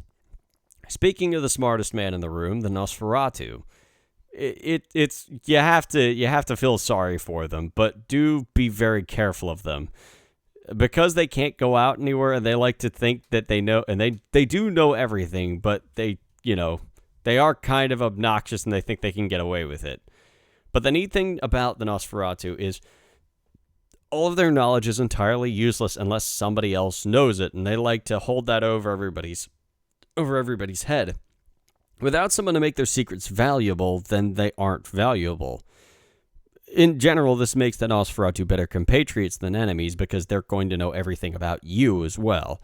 So you're better off taking their secrets when it has nothing to do with you. Try not to get caught up into one of their deals just to get a little bit of information. Remind the Nosferatu that because of their affliction, that they can have as many secrets they like. But unless somebody decides to do their favor, then their information is basically useless. And it also doesn't do that Canine any good if they know what the Nosferatu knows and then turn up dead. He's still back at square one. In first edition, this is the only clan out there that the Brujah say, "Oh yeah, we're friends. We're friends. We have nothing against the Nosferatu." I mean, they are very, very useful, and even though they can be dickish because of the squalor that they're forced to live in, it is occasionally nice to get some fresh info. and the relationship between the clans is entirely parasocial, because the Nosferatus think, the Brujah is the ultimate gopher. You're an idiot who's going to go get this information for me, come back with it, and then I just stay at home and I just win.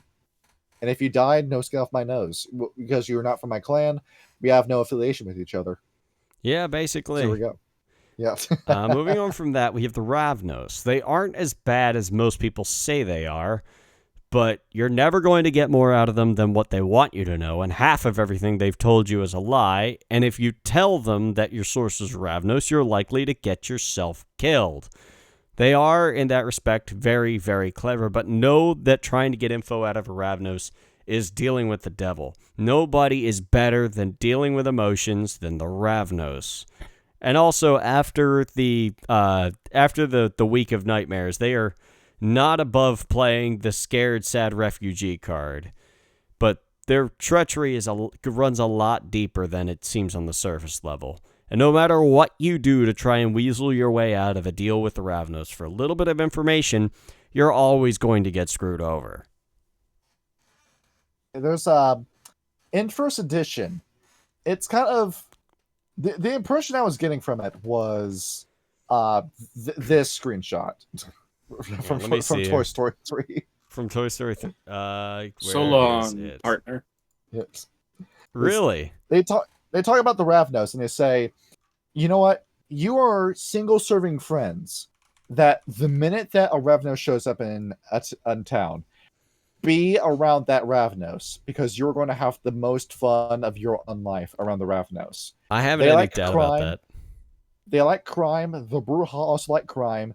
The two of you are going to immediately head off, and you're going to pull off all these different schemes that either the Ravnos has been planning but just had no partner for, or you've been planning and you just need a classy cat burglar like the Ravnos to pull it off. And then by the time you wake up from your day sleep, they're already gone. Even if you slept in the same casket, the Ravnos will always find the way to leave you. And more than likely, you will never see that Ravnos again. Maybe you'll come across again in another 50 years, but you will have the best night of your life with the Ravnos. It's always sad to see them go, but the days you spend with the Ravnos will be the best days of your own life. Yep. We ran a pool hall scheme, we stole a boat, and then I woke up and he was gone. Yeah. But yeah, I do like that. That's really funny. Yeah. Then we have the Setites. Basically, any and all treachery that goes on in Cainite society has a Setite at the very end of it. The saying goes, don't snort your own stash, and that goes for everybody unless you're a Setite, because you're surrounded by it 24/7. They sell people, they sell drugs, they sell basically anything you want to get for a price, which is usually pretty contrived. The only issue is that they are really, really good salesmen. Anything that you want, they likely have. If you want the vitae of somebody you can't reach, likely they're going to have it. If you want to feed off of a very rare specimen of individual with a very rare blood type, likely they will have it that they've bought from another human trafficker. The Brujah see them as a necessary evil, but once you're done dealing with the evil, shut them down as soon as you can. In first edition, they sing a different story, because they hate the Setites more than they hate the Ventru. That's saying something, because they say, sure, you've got the alcohol, you've got the coke and blow, you've got the fentanyl, but you always need to put a fucking catch to all of your deals. You want me to get down and kiss your ring and suck your dick in order for me to get what I want from you. And you always want to try to control me. You always want to corrupt me. You always want to talk about your dark god set. I just want to buy your thing and then you fuck off. That's what I want our relationship to be. It's like the opposite version of like when you're standing in the bathroom trying to buy cocaine from somebody and you're just sitting there taking small samples in the bathroom. And you're ranting about how you're going to solve the world's problems when the dude just wants to sell you some cocaine. Yes, exactly. It's the opposite of that, where the drug dealer's trying to sell you on his plan for world domination. You're like, bro, just sell me the fucking drugs. Just shut up and take my money. That's the relationship they have with each other. But the minute that the Brujah thus, when they start learning about what that dark religion is, now they hate the Setites and they want to see all of them die. That's the ship that they have. So, no unity between them in first edition. Yeah. Toreador. Which is why it's so stupid what you did with Vampire 5th edition by having the Setites join the Anarchs with the Brujah. That would never happen. Never. Probably. I don't care what justification you say it is. The Brujah are not that stupid to let the Setites into the Anarchs. Yeah. And the Setites won't let go of their independence either. No, they wouldn't, because the Brujah's bid for individual freedom would compromise the Setites, die hard away to their religion. When Paradox fucking loses the rights to Vampire, then another company gets their hands on it and makes 6th edition. They're going to have to retcon everything from 5e, because this is just completely unusable. Bro, how much do you think the licensing for Vampire the Masquerade is? It's probably like a hay penny, because how much does IP cost? The parent company that owns this shit is Hasbro, and they're not going to let that shit go. They're going to try and nickel and dime us for however much. I mean, they tried that with 5e. It didn't work, but the only issue is Vampire is small enough where they would do something like that. Let's message Elon Musk every day to get him to try to buy they might sell it, but don't expect them to sell it to someone that's actually going to do anything. Let's keep asking or anything at all. We should start a GoFundMe to buy Vampire the Masquerade. I think that'd be really funny. That would actually be really, really dope. I'll even do the website. I'll do the website for free. You get to buy the rights to Gatoru, It's going to be a lot of money. Yeah, it will, but I think it'd be really, really funny. Okay. It's going to be a lot of scratch cards. Yeah. Assignment America, buy some fucking lottery tickets. Toreador. It's a chicken versus the egg scenario of who hated the shit out of who first. The Brujah find the Toreador as a deplorable people as a group and deplorable as individuals. But on the very, very rare occasion when there's a blue moon snowing in hell, then you'll find a good one. They are just as cunning as the Brujah as a whole. They like to weave this elaborate facade of their humanity. And while Brujah have the physical advantage in a fight, that won't help them for very long. If you smear a Toreador across the pavement, more than likely, they're going to go whine to some Tremere prince, and the next thing you know, you have a blood hunt through you with a stake in your chest. The Toreador are experts at calling in favors. So basically, either flatter them until the point where they can't stand up, or Trojan horse them into a deal they think they can't refuse, and then slam the door behind them. But no matter what you're doing, always leave yourself with an exit strategy. If something goes wrong and that Toreador gets away, you are very, very likely to have just screwed yourself. And they say in first edition, given the choice between the Toreador, Tremere, and Ventru that tend to be princes, they prefer it when a Toreador is in charge. Because at the very least, on weekends, you get to have a good time. Because the Toreador want to have these massive parties, and finally the Brujah can let loose. Finally they can enjoy themselves under the rule of the Camarilla.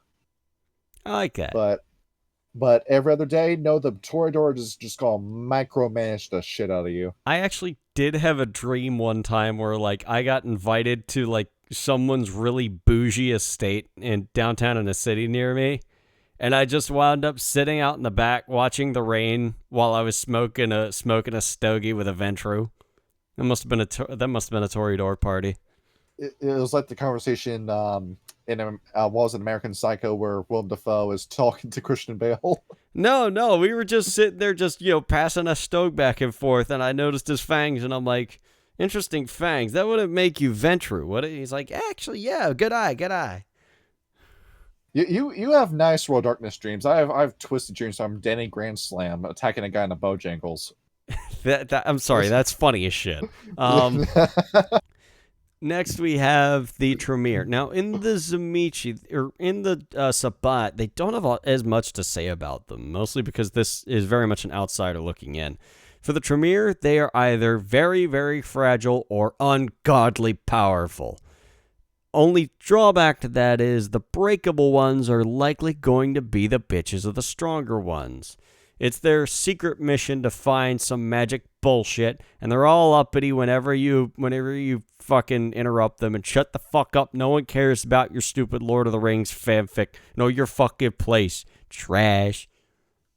Don't care about no robots. They ain't got no souls. Yes. Once again, nobody likes the Tremere.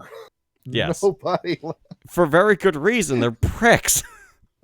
You killed Salat. You killed the best guy in the world of darkness. You deserve all the hate you get. Okay. The Tzimisce. The narrator doesn't actually know a whole lot about the Tzimisce. But they reckon whoever made the Tremere started with Tzimisce first and fucked up in the most world-rendingly, pants-beshittingly terrifying way possible. The Tzimisce thrive on hurting people. And that is all they do. The Sabbat fucking deserve them. We would say more about them, but talking about the Tzimisce makes me nauseous. Yeah. And given the amount of times you've played directly into their hands. Yeah. Also don't like it, no. Yeah, the shame behind that. So, the Ventrue. Surprisingly enough, the older Brujah don't harbor as much of a grudge against the Ventrue. They're decent enough leaders, no more corrupt than the average middle manager, and that you don't really have to interact with the Ventrue if you don't want to. Honestly, they're happy to place themselves at the head of oncoming fire. The only major drawback is the Ventrue are far too complacent for the likes of the Brujah. The Ventrue are dissatisfied with not having enough instead of not doing more. Meanwhile, Brujah are committed to change and rebuilding things. Well, blowing things up and then rebuilding them. The Ventrue want things to stay the same as long as humanly possible because that means they get to sit on their giant dragon's hoard of coffers full of gold. If you want somebody who's going to shake their fist, say their curses to the Ventrue, find a younger Brujah. Because after all, you've been trying for how many years to get one up on these guys, and you have eaten shit every time. Yeah. The moral of the story: the Ventrue always win. The Ventrue always win. You're never going to win. You're never going to get it. The house always wins. If you didn't get it now, you never will. To talk about the 2.5 big factions that the Brujah know about. The Camarilla. Basically, it is what it is. It's no more evil or no more good than any other faction. It's just there.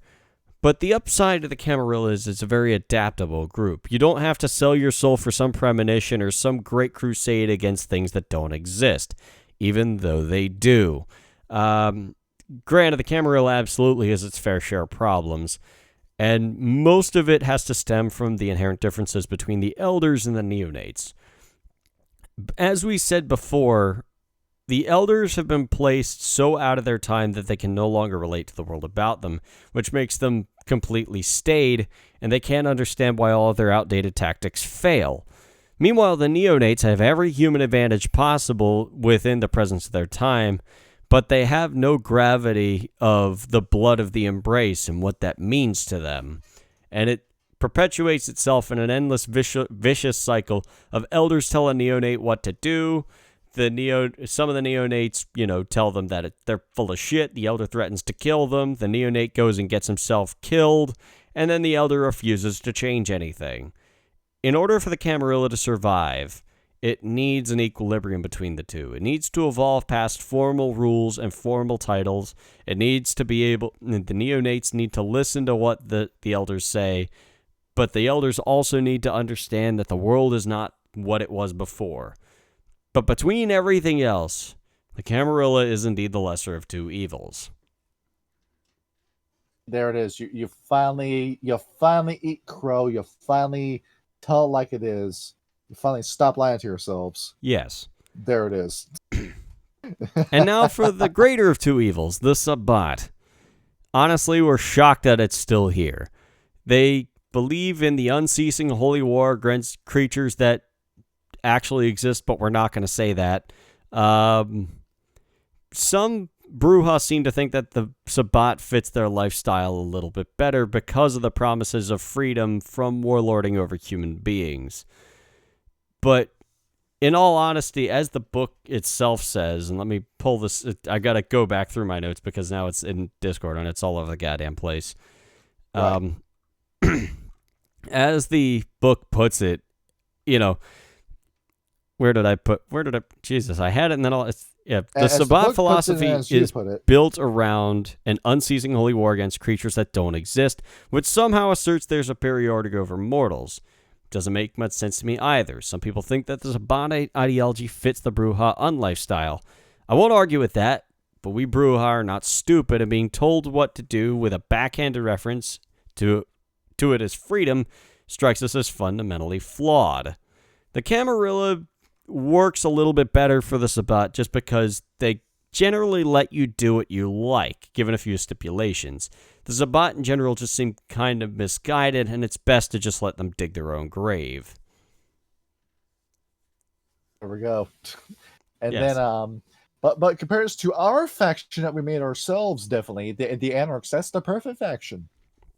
Well, I mean, you can actually do what you want in that. If you're lib left or lib right, that's the perfect group. I mean, hey, lib right is the only way to go. Let's be real. The Incanu. So Ragnar. Good. Yeah, so Ragnar, if you could do it again, Camarilla or Sabbat. Which of the two? Oh, if I had to do it again? Yeah. Because I don't think I would do it again if I could do it again. But if I had to do it again,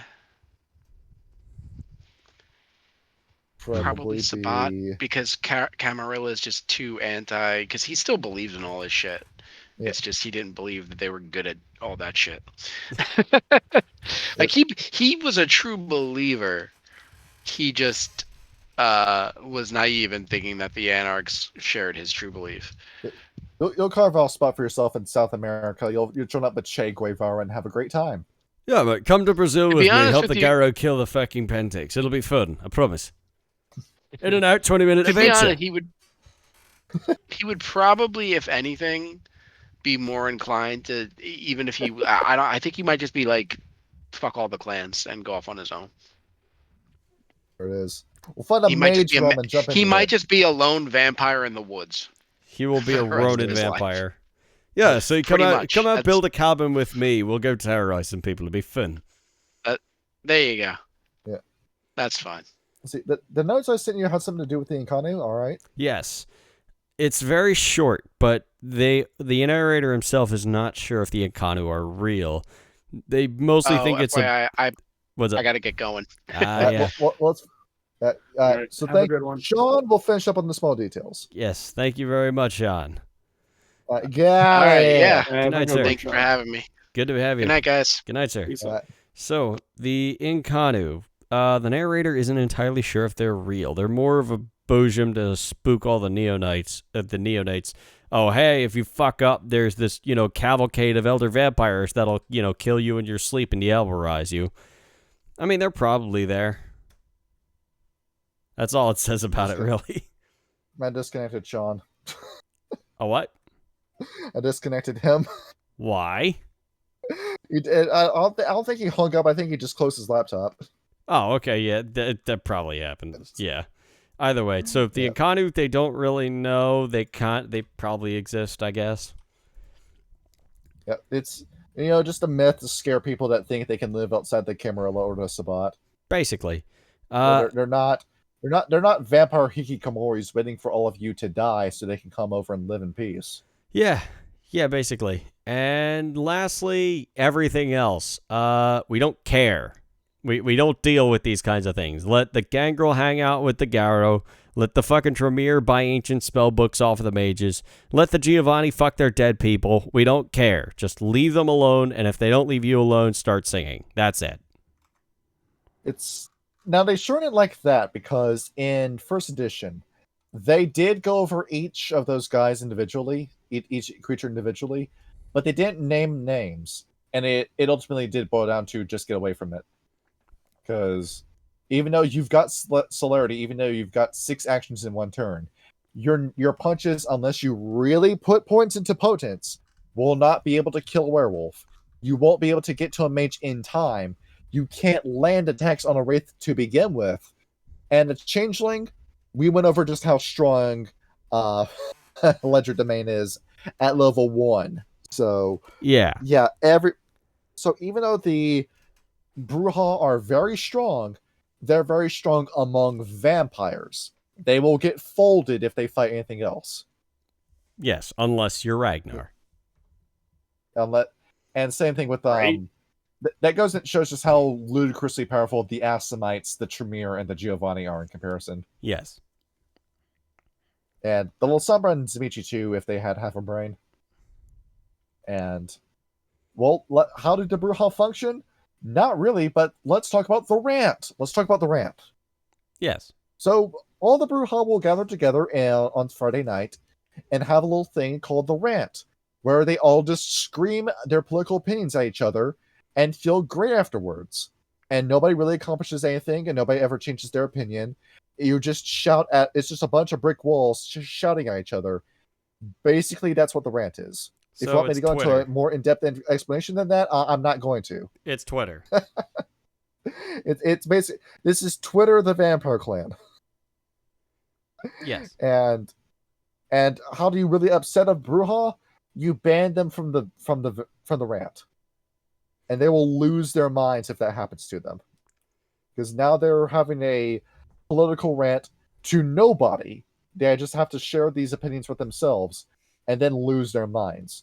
In fact, in the rants, it's listed in here that there are legit screaming contests where two Brujah will just get in each other's face and try talking over each other, and whoever talks the loudest wins the debate. Supposedly, It doesn't matter if you're right. It just matters whoever screams the loudest. That sounds like how Lenin created the Bolshevik Party. This is every university, basically. Yeah, it sounds about right. Kyle, you're very happy you don't have to go to those anymore. Yeah, I actually had that realization the other day, and I'm like, bro, I don't have to sign up for classes or anything. I could just get up and go to work in the morning. That's amazing. You're in a photography class where you were the one person with half a brain saying, oh, this is a photographer showing multiple cultures. It's pretty cool. And then everybody says, oh, this photographer's racist for talking about multiple cultures in a way that didn't make sense. Yo. Yeah, we kind of talked about that, actually. I took like this art appreciation class or some shit like that because they made me, which honestly was nice because it was like one of the chill classes I had where I could just look at some cool, see some cool movies or look at some neat art that I really liked. And we were talking about this one photographer. I don't remember her name. And it was this Asian American woman who would basically adopt like the lifestyle of different Americans. And I think like the teacher himself was talking about the controversy of just this Asian American woman trying to get along with yuppies and rednecks and skater punks and goths and all that. And so instead of trying to understand anybody, you gotta hate them. Yeah, that was the moral. I actually he took it pretty well where he like summarized my point where I was like, I don't know, I found an odd sort of liberty in that because I was like, it doesn't matter what race you are. It's like there's a place for you here. That's what I got from it. It doesn't matter who you are, where you came from, or how you grew up. You're going to find some place where you fit in. That's the whole reason we are the way we are. And he was like, so you seem to see this as a sort of aspirational thing. I'm like, absolutely. We're meant to be a melting pot. This is what that is. But yeah, a little bit off topic there, but that's how I actually really liked that art class. It was very nice. You learned that everybody in your class was racist. Not really. It was what it was. I quite liked that class. It was very relaxing. And what's the other thing that the Brujah like doing? Raves. They're really big into rave culture. To no surprise. Now, what they want to do is that they all want to go over into a party and recreate what Trill was doing with Molek, and it's just like this massive gay sex orgy with loud music playing over it. And they, while you're in the middle of the doggy style, he's going to lean over and talk into your ear about the Communist Manifesto and how you should read it. Is that how Bizkit got down at Shangri-La? It's very interesting how they I remember that prick. He chained me up in a basement and tortured me for 4 years. I was really glad when we got to kill him. I'm going to be honest. I really wanted to deopperize him. I really wanted to. My favorite thing to listen to in the bedroom is when my partner starts telling me about how we need a secure and closed border. I would have thought you put on what was it? Ted Kaczynski's audiobook. Yes. Here, I have a song. I want to have sex. We'll listen to this, and you play the Industrial Revolution and its consequences. Were just Jesus. the Brujah make for the worst boyfriends. They really are. Yeah. So there we go. Let's make some splats. Let's make splats. Yes. All right. So werewolf. What tribes would go along with the Brujah? The Glasswalkers, first of all. The Glasswalkers, because you get the modern day degenerate Brujah who are all about tweeting at the speed of light. Guess who's owning the social media companies? Guess who owns Kick that you're streaming on? That would be the Glasswalkers. Yes. Yeah. So behold, you go on, you attract attention to the site, and the Glasswalker gets paid. Yep. And that's what happens. Thank you for your business, Brujah. We'd be happy to join your rave sometime. Along with the Shadow Lords. I don't know about the Shadow Lord. The Shadow Lords would see the. What's up? It would turn them into their brainless puppet to just wave the Communist Manifesto and the hammer and sickle in front of their face, and then the Brujah does whatever they say. Yeah, basically. After all, there was a lot of Shadow Lords within the KGB. There's even like a Schizo Post story in this book in second edition where it said, "Oh yeah, you know about Mikhail Gorbachev? He was possessed by a demon, and he was trying to destroy Russia, and we went into a secret war. We were trying to overthrow Mikhail Gorbachev, and we would have succeeded until Baba Yaga got in the way." Sure, buddy. Sure. And then Boris Yeltsin took over, who was a Ventrue plant, and then ran the entire country into the ground. Yep. Gotta love it. Anyway, yeah, I honestly feel like a child of Gaia might actually just he'd love to sit down and just listen to the Brujah rant, and just he's like, "Oh, your zeal moves me." They're in the middle of the pasting their hands to the road and sitting in the middle of the street. I saw a picture like the aftermath of some German that did that, and like quite literally they couldn't get the cement off of his hand, so they just cut out the chunk of cement, and he's just got a chunk of cement grafted to his hand. There it is, natural weaponry. Oh man. You get to go take a source. Daily reminder that Just Stop Oil is a psyop invented by people to resist, environmentally friendly energy. Yeah. Where do you keep getting all this orange paint from? From what the fuck with the EU, whatever. Those fuckers won't be able to get anything done if this is in America where everybody has a gun. Yep. Yeah. Like I would love to be in the Smithsonian Museum and see one of those fuckers walk up with a can of paint. I would just I would drop them. Kick some ass. So you go over to England and you get away with this shit because nobody's allowed to own any weapons. Basically, yeah. Yeah. You will never get me to step foot in England ever again. I'm never going back to the UK. Never going back there.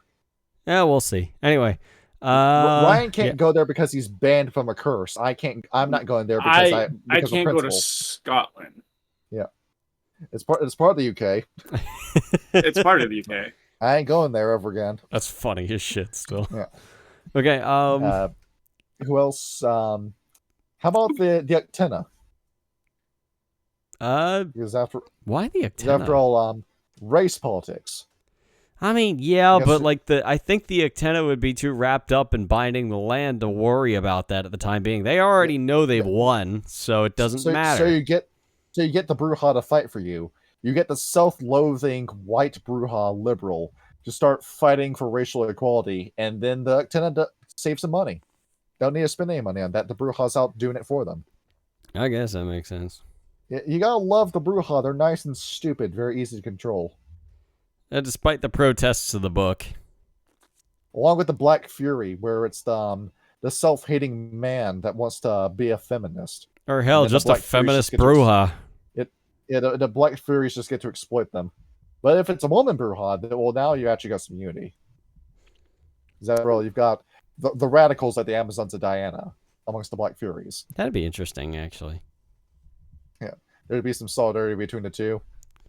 Yeah, a little bit. Okay. That'll also be a hell of an Amazon fight with the two of them fighting each other.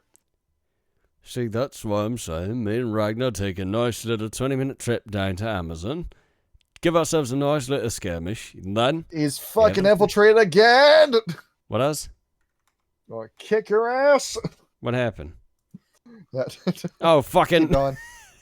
Hey, King. We can't get rid of him no matter how hard we try. He just keeps sneaking back in. He's the red cap that lives in our vents.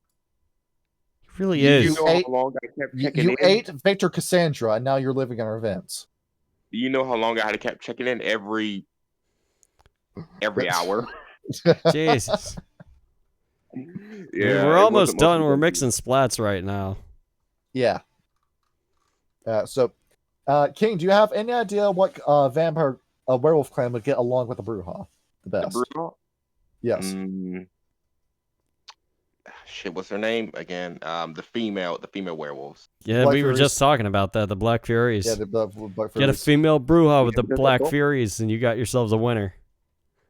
Yeah, because they're both Greek in origins, right? Kind of, sort of. You do have Athens, but I think they identify more with Tunisia and Carthage than anything else. Yep. Yeah, there's many cultures to Greece. I'm just saying Greek in total, the area in the world. Yeah. You gotta get the actual role educated Brujah, but you don't have those anymore. It's all Mediterranean. They exist. It's just that you only find them in Greece.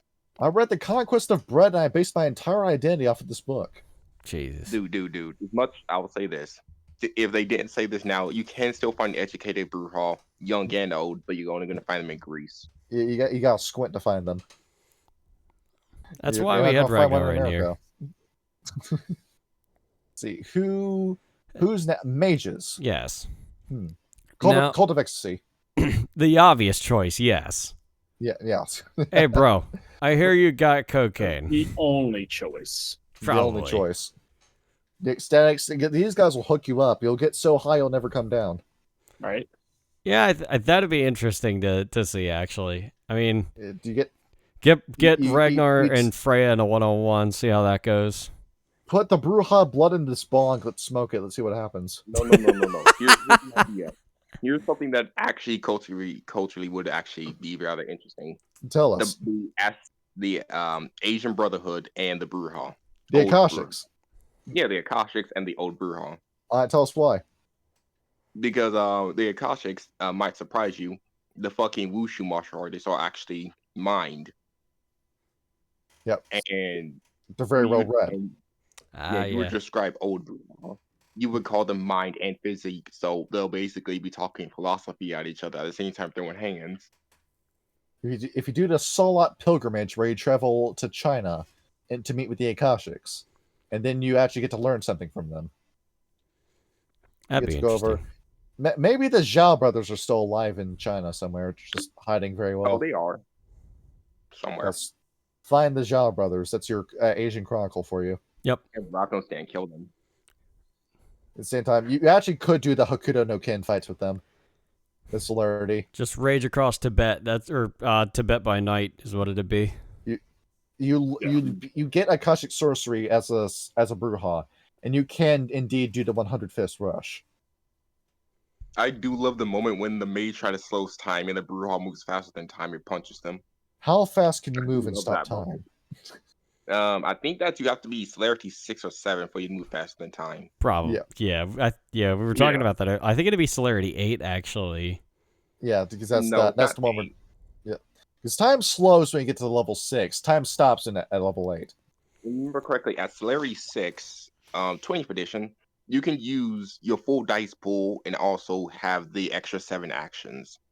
It's called the Flower of Death. Yeah, Flower of Death. Yeah, we went over that. Yeah. You basically get your 6 dice pool with extra dexterity, which is broken, and you also get to punch them 7 more times. Yeah. 6 more times with that full dice pool. Which is basically a guaranteed kill, no matter what you're fighting against. Yeah, it is. Yeah, and if I were to not even use potency, that would cost me 1 blood point. See, what other mage tradition? The Order of Hermes. This would be another one. Because the Order of Hermes are down on hard times. And we were talking about JG, well, JSOX now. We were talking with him about the Tenocracy and how he says that Tenocracy is just full of shit as a faction. Because these guys know the danger and they just deny that's there in order to build a human supremacist future. Even though you cause threat null, which is going to cause the apocalypse. But the Order of Hermes is what the Tenocracy used to be and should be today. Because the Hermetics actually know what they're talking about. They know they know the worm, the wild, the weaver. They know all this different wisdom. It's just based in Christian heresy. If you were to describe them, they would be the Ventru. Yeah, because once again, the Ventru always win. Yes. No, because the fucking Order of Hermes has the biggest stick up their asses of all the mage traditions. Yeah. It's very hard to convince a Hermetic that they're wrong about anything. But if you want to have an actual intelligent conversation for once in your life, you go to a Hermetic about that. Mm. And with the other ones, the Celestial Chorus, if it is a religious fruitcake Brujah, then yes. The Celestial Chorus and the fucking hell, Children of Gaia. The Verbena, if you got the Wiccan nutcase. That's the only time I will see a red town actually sit down and talk someone. Yeah, you love blood magic, so do we. Oh, what, with the You Verbena? want to become an animal? Yeah, the Verbena. They use human blood and semen as spell casting components. And they disgusting. also want to be animals. Yeah, they're nasty people, and they're nasty like inside and out. The Verbena are terrible people. Well, yeah, that makes sense. Like you're just bleeding and coming and shitting all over the place. Of course, they're disgusting. And the other mage group I could see them get along with would be the Sons of Ether. That'd be the other one I'd see them get along with. Just because of how fascinating. Because your average modern day Brujah is a university student that will never leave the university. So you get a scientist who does science for the sake of science. And behold, you've got that Brujah fascinated. They're going to cling on to every word you say. That would be interesting to see. I do like that. And the cyberpunks, with the virtual adepts, you would get a relationship, but the two are going to start fighting. One is going to say something to the other that's going to piss the other guy off, and they're going to kill each other. I think it'd be just a big hacker war between the two of them then. Yes. The Wraiths, they would absolutely hate Stygia. Everything about Stygia, they would hate it. Given that you've got big man Karen at the top of the mountains of Stygia, refusing to let his position go. And if you say that he's gone in your games, and instead it'll be the Skeletal Lord that's trying to micromanage everybody, or the Smiling Lord, who says he's a revolutionary, but is actually a bigger dictator than the Skeletal Lord. Oh, wow. Where have I heard that before? Yeah, there would be nobody to get along with amongst Wraith culture. No. Well, hold on. They might like them if the race told them about, hey, you know the first city? We know where that is. It's in the Shadowlands. And you get to get the same information that Iliyas knows today. Oh, dude. Like we were just saying, Ragnar, we need to find where Iliyas is so you can get Temporus.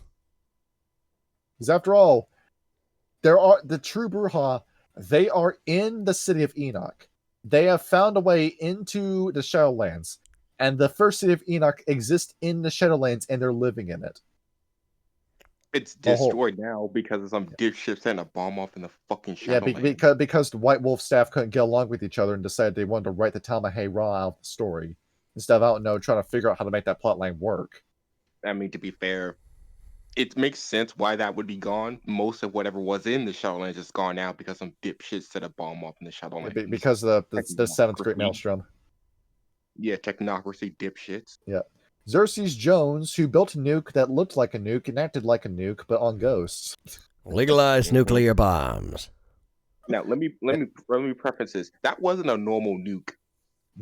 Yeah, it was a ghost nuke, and then the Smiling Lord decided that he was going to drop his 2 nukes on top of that nuke and create a super nuke. Because it'll be funny. God.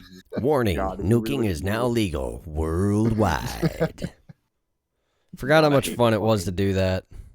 This isn't Shadow Wizard's money game, sir. Shadow Wizard money. Dude, if I get into a mage game, I'm going to play Euthanatos where he's just the biggest fucking dick in the universe.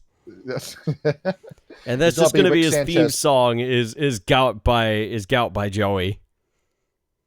You get all of your reference by watching Rick and Morty episodes on loop. No. I've never seen a single episode of Rick and Morty. Changelings. See, well, really, any changeling the Brujah would enjoy the encounter. Trolls. Yeah, trolls. Yeah, the 1v1 me troll. Let's see who's stronger. Same thing with same thing with the red caps. Yeah, the hair trigger temper between the two, and how Brujah and red caps try not to kill each other challenge. It's impossible. Hey, a knocker, can you build me a bigger gun? It's a video posted on HunterNet that says Brujah and Redcap, when the two start fighting, the video ends, and you look at the video time, and it's only 6 seconds long. Yep. And who else would they really like? Even the Boggans, they'd find something to like about them, because at least the Boggans have that whole work to live kind of philosophy to them. That if you have the authoritarian Brujah, they like that, but libertarians probably not so much. It's like, you mean to tell me you don't profit from your work at all? No, we find a great amount of joy in helping a lot of people. It's our favorite thing in the world to do. I built a rocking horse, and a little boy played with it, and that's all I needed. Yeah. You should have charged him for that. To build fast. That sweet little bastards that nobody plays as. I give a Boggin my fucking medal. No, I give a Boggin a sweater. He comes back with a fucking $1,000 sweater. Yes. The Puka, meanwhile, would not want to look at the Brujah because they're terrified of vampires. Yeah. They're trying to run away. That'll be a fun little rabbit hunt. Go ahead, chase the Puka down the rabbit hole. Two things are going to happen after that. They're either never going to drink changeling blood again, or they're going to be highly addicted to changeling blood. You're going to get so high you'll never come down. It's like me with Hennessy. I'm not allowed to drink Hennessy anymore. It was like you when I was at your place and we were playing Mario 64 and you tried catching nips. Oh, yeah, I did do that, didn't I? That did not go well. Yeah, I remember we were playing that you jumped out of the portrait and said, okay, if that rabbit shows up, I'm not going to chase it. And then immediately you turn the camera around, the rabbit's right there. And you start chasing it and you can't catch it. God damn it. We were listening to Alice's Restaurant and crushing beers in my room the first night he showed up. Trying to catch that rabbit for 20 minutes. Hey, that was a good goddamn evening. Yeah. That's the thing. If you do happen across, now I have a second microphone that I need to steal back from my guitarist so you can actually hear your voice in the microphone. We're going to try to organize something around September or October. Yeah, I know September I'm going on vacation. The only thing is I'll be moved out by then, so I don't know how exactly that's going to work. Got it. Yep. And aside from personal plans, so back to the episode itself. And then imbued, literally none of them. You would not get along with any imbued. No, that would just be an immediate gunfight. They're trying to kill you, and that's going to set the Brujah off. Yeah, that's going to end two ways. The imbued end up dying, or the Brujah end up dying. Most likely the imbued. Yep. Given that you gotta get that edge off immediately because once Celerity activates, you're not gonna get it off at all. Nope. Oh, you mean Celerity? Yeah. I spend a blood point. I go first during the round. I shoot you. The imbued would have to be a mile away with a fucking Barrett 50 and a ghillie suit to try and kill a Brujah. Yeah, you gotta get to what's the Mercy Creed where you get the fire of Mount Sinai shooting out of your fingertips? No, yeah. We didn't go over this during the imbued episode, or you guys didn't, but the death rate for the imbued is really high because, dear God. Yeah, God is selecting you to be his prophet, and then you just go off with no real direction beyond that. You know, you figured that God would give you just a little bit more of a push against, the literal forces of death and chaos in the world. He gave you immunity to mind control. That's already broken is enough. He also expects you to have half a brain and you don't approach the werewolf by yourself. No, I can you take have to him. hope. Yeah. No. You have to hope the splats in the area are very in a good mood. You have to hope on that one. Just pace around. We'll be fine. Yeah, just you better hope that changeling doesn't have flicker on and teleports himself out of harm's way as soon as you start to kill him. Or if it's an unseelie, telefrags you. And let's end it with the split less traveled. Demon the Fallen. No. Actually, hold on. I can think of two. The Cryptics. The Cryptics. What about... Good. The Brujah, do you want the monarchy to come back? Do you want the communist regime to come back? Do you want your commune? Do you want to rule the world with money? I can do that, but first you gotta sign this contract. Do we have a deal? Or the Cryptic can give you the answers as to how you can make that happen, given that the Cryptics have a ton of information on them. Given the Cryptics are the deceivers, right? The Cryptics are what? They're the deceivers, right? No, the Faustians will lie to you. The Cryptics are trying to figure out, well, why did we fall in the first place? They're getting every bit of information they can get their hands on. Right. I don't know. Depending on the leaning of the Brujah, maybe a Luciferian. Given if there are off center on the political compass, yes, they would immediately join the Luciferians. To be fair, anybody, the Luciferians, if you play them right, could work with anyone. Yep. Really. Yeah, given that Lucifer is, I don't know, the guy who can talk you into anything. Don't you love humanity? I do. That's why I want it to stay exactly the way it is. I loved humanity. Now I'm here. Fuck you. And he wants to turn the everything of existence into a dollhouse that only he gets to play with. He would make great friends with the Weaver. Yep. He hates the Weaver. He says the Weaver wants to spray glue everything. The Weaver doesn't want to play with the toys. She just wants to spray the toys with glue and then leave them alone forever. And how is that any different? Yet. Oh dear God! Hold on. I don't know what's worse: pissing off the demons that were responsible for controlling time, or pissing off a time mage. I'm not sure which one's worse. I don't know. See, what's next? The Ravengers. You get the idiot Brujah who thinks he can control the Ravenger demon and will try to stick it on the Ventru, or the Zimichi, or the Lasombra, depending on who they hate that day.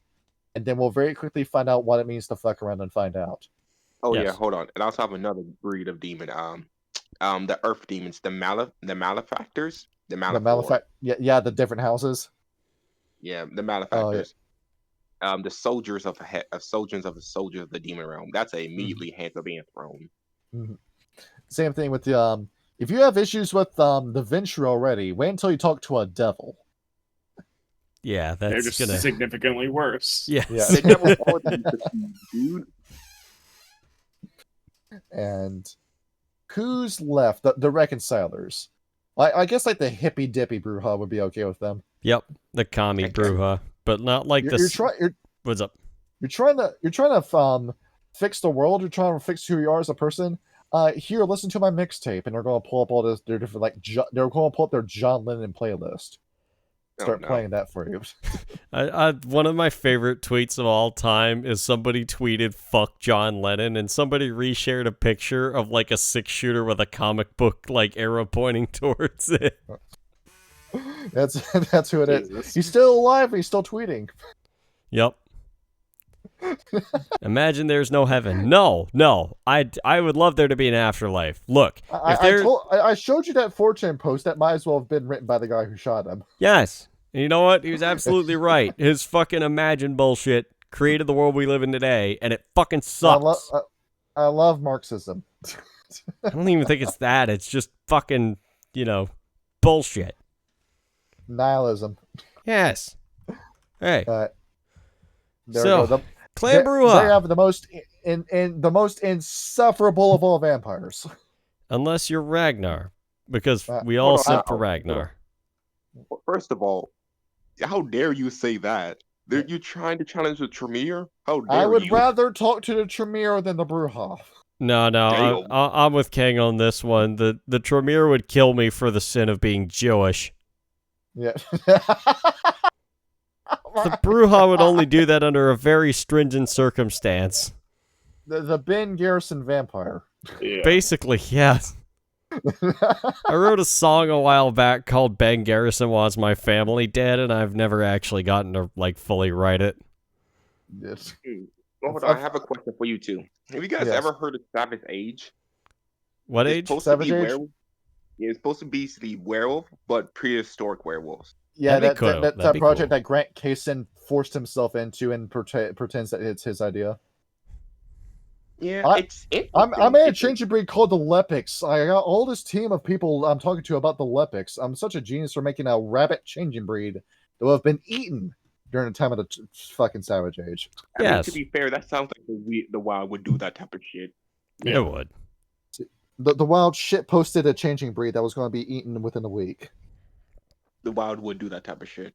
Yes. Also, if you guys see this video, come to the Discord, vote for the next changing breed. Will we do the Were Owls? We don't know. Okay, I gotta stop. Don't the Were Owls already exist in a homebrew? Do they? No, actually. Yes, it's a supplement book of what ifs. They don't exist in canon, but they made a supplement book for Were Owls. I'm typing this in right now. Yeah. If you couldn't guess, I have nothing good to say about Grant Kaysen. I really wish I never met that dude. Yeah, but I'm being serious here. If you guys want to talk about the Were Owls, I don't mind picking up the book and talking with you guys about it. See, I'm typing in Werewolf the Apocalypse Were Owl right now. I'm trying to find it. There it is. Tecolites. Tecolites? There it is. Yeah. Yeah. At first, it looks like a bunch of bullhorns, but it actually looks like it has the face of a horned owl. Here's the page. Here's the Director RPG page. Why not owlites? It's kind of neat. Yeah, no. Imagine a horned owl. Yeah, that's 9 feet tall and coming to kill you. Call them the Who. The Who? well, there's your pack name right there. I mean, the Who is my favorite band, or one of my favorite bands. So there's also a Were-Mole book right next to that. Also, if you guys ever want to throw hands with vampires, just say blah. Were rhinos, were toads. That's kind of wild. Yeah. Yeah, those are the mockery breeds made by Pentax. Oh, okay. Yeah.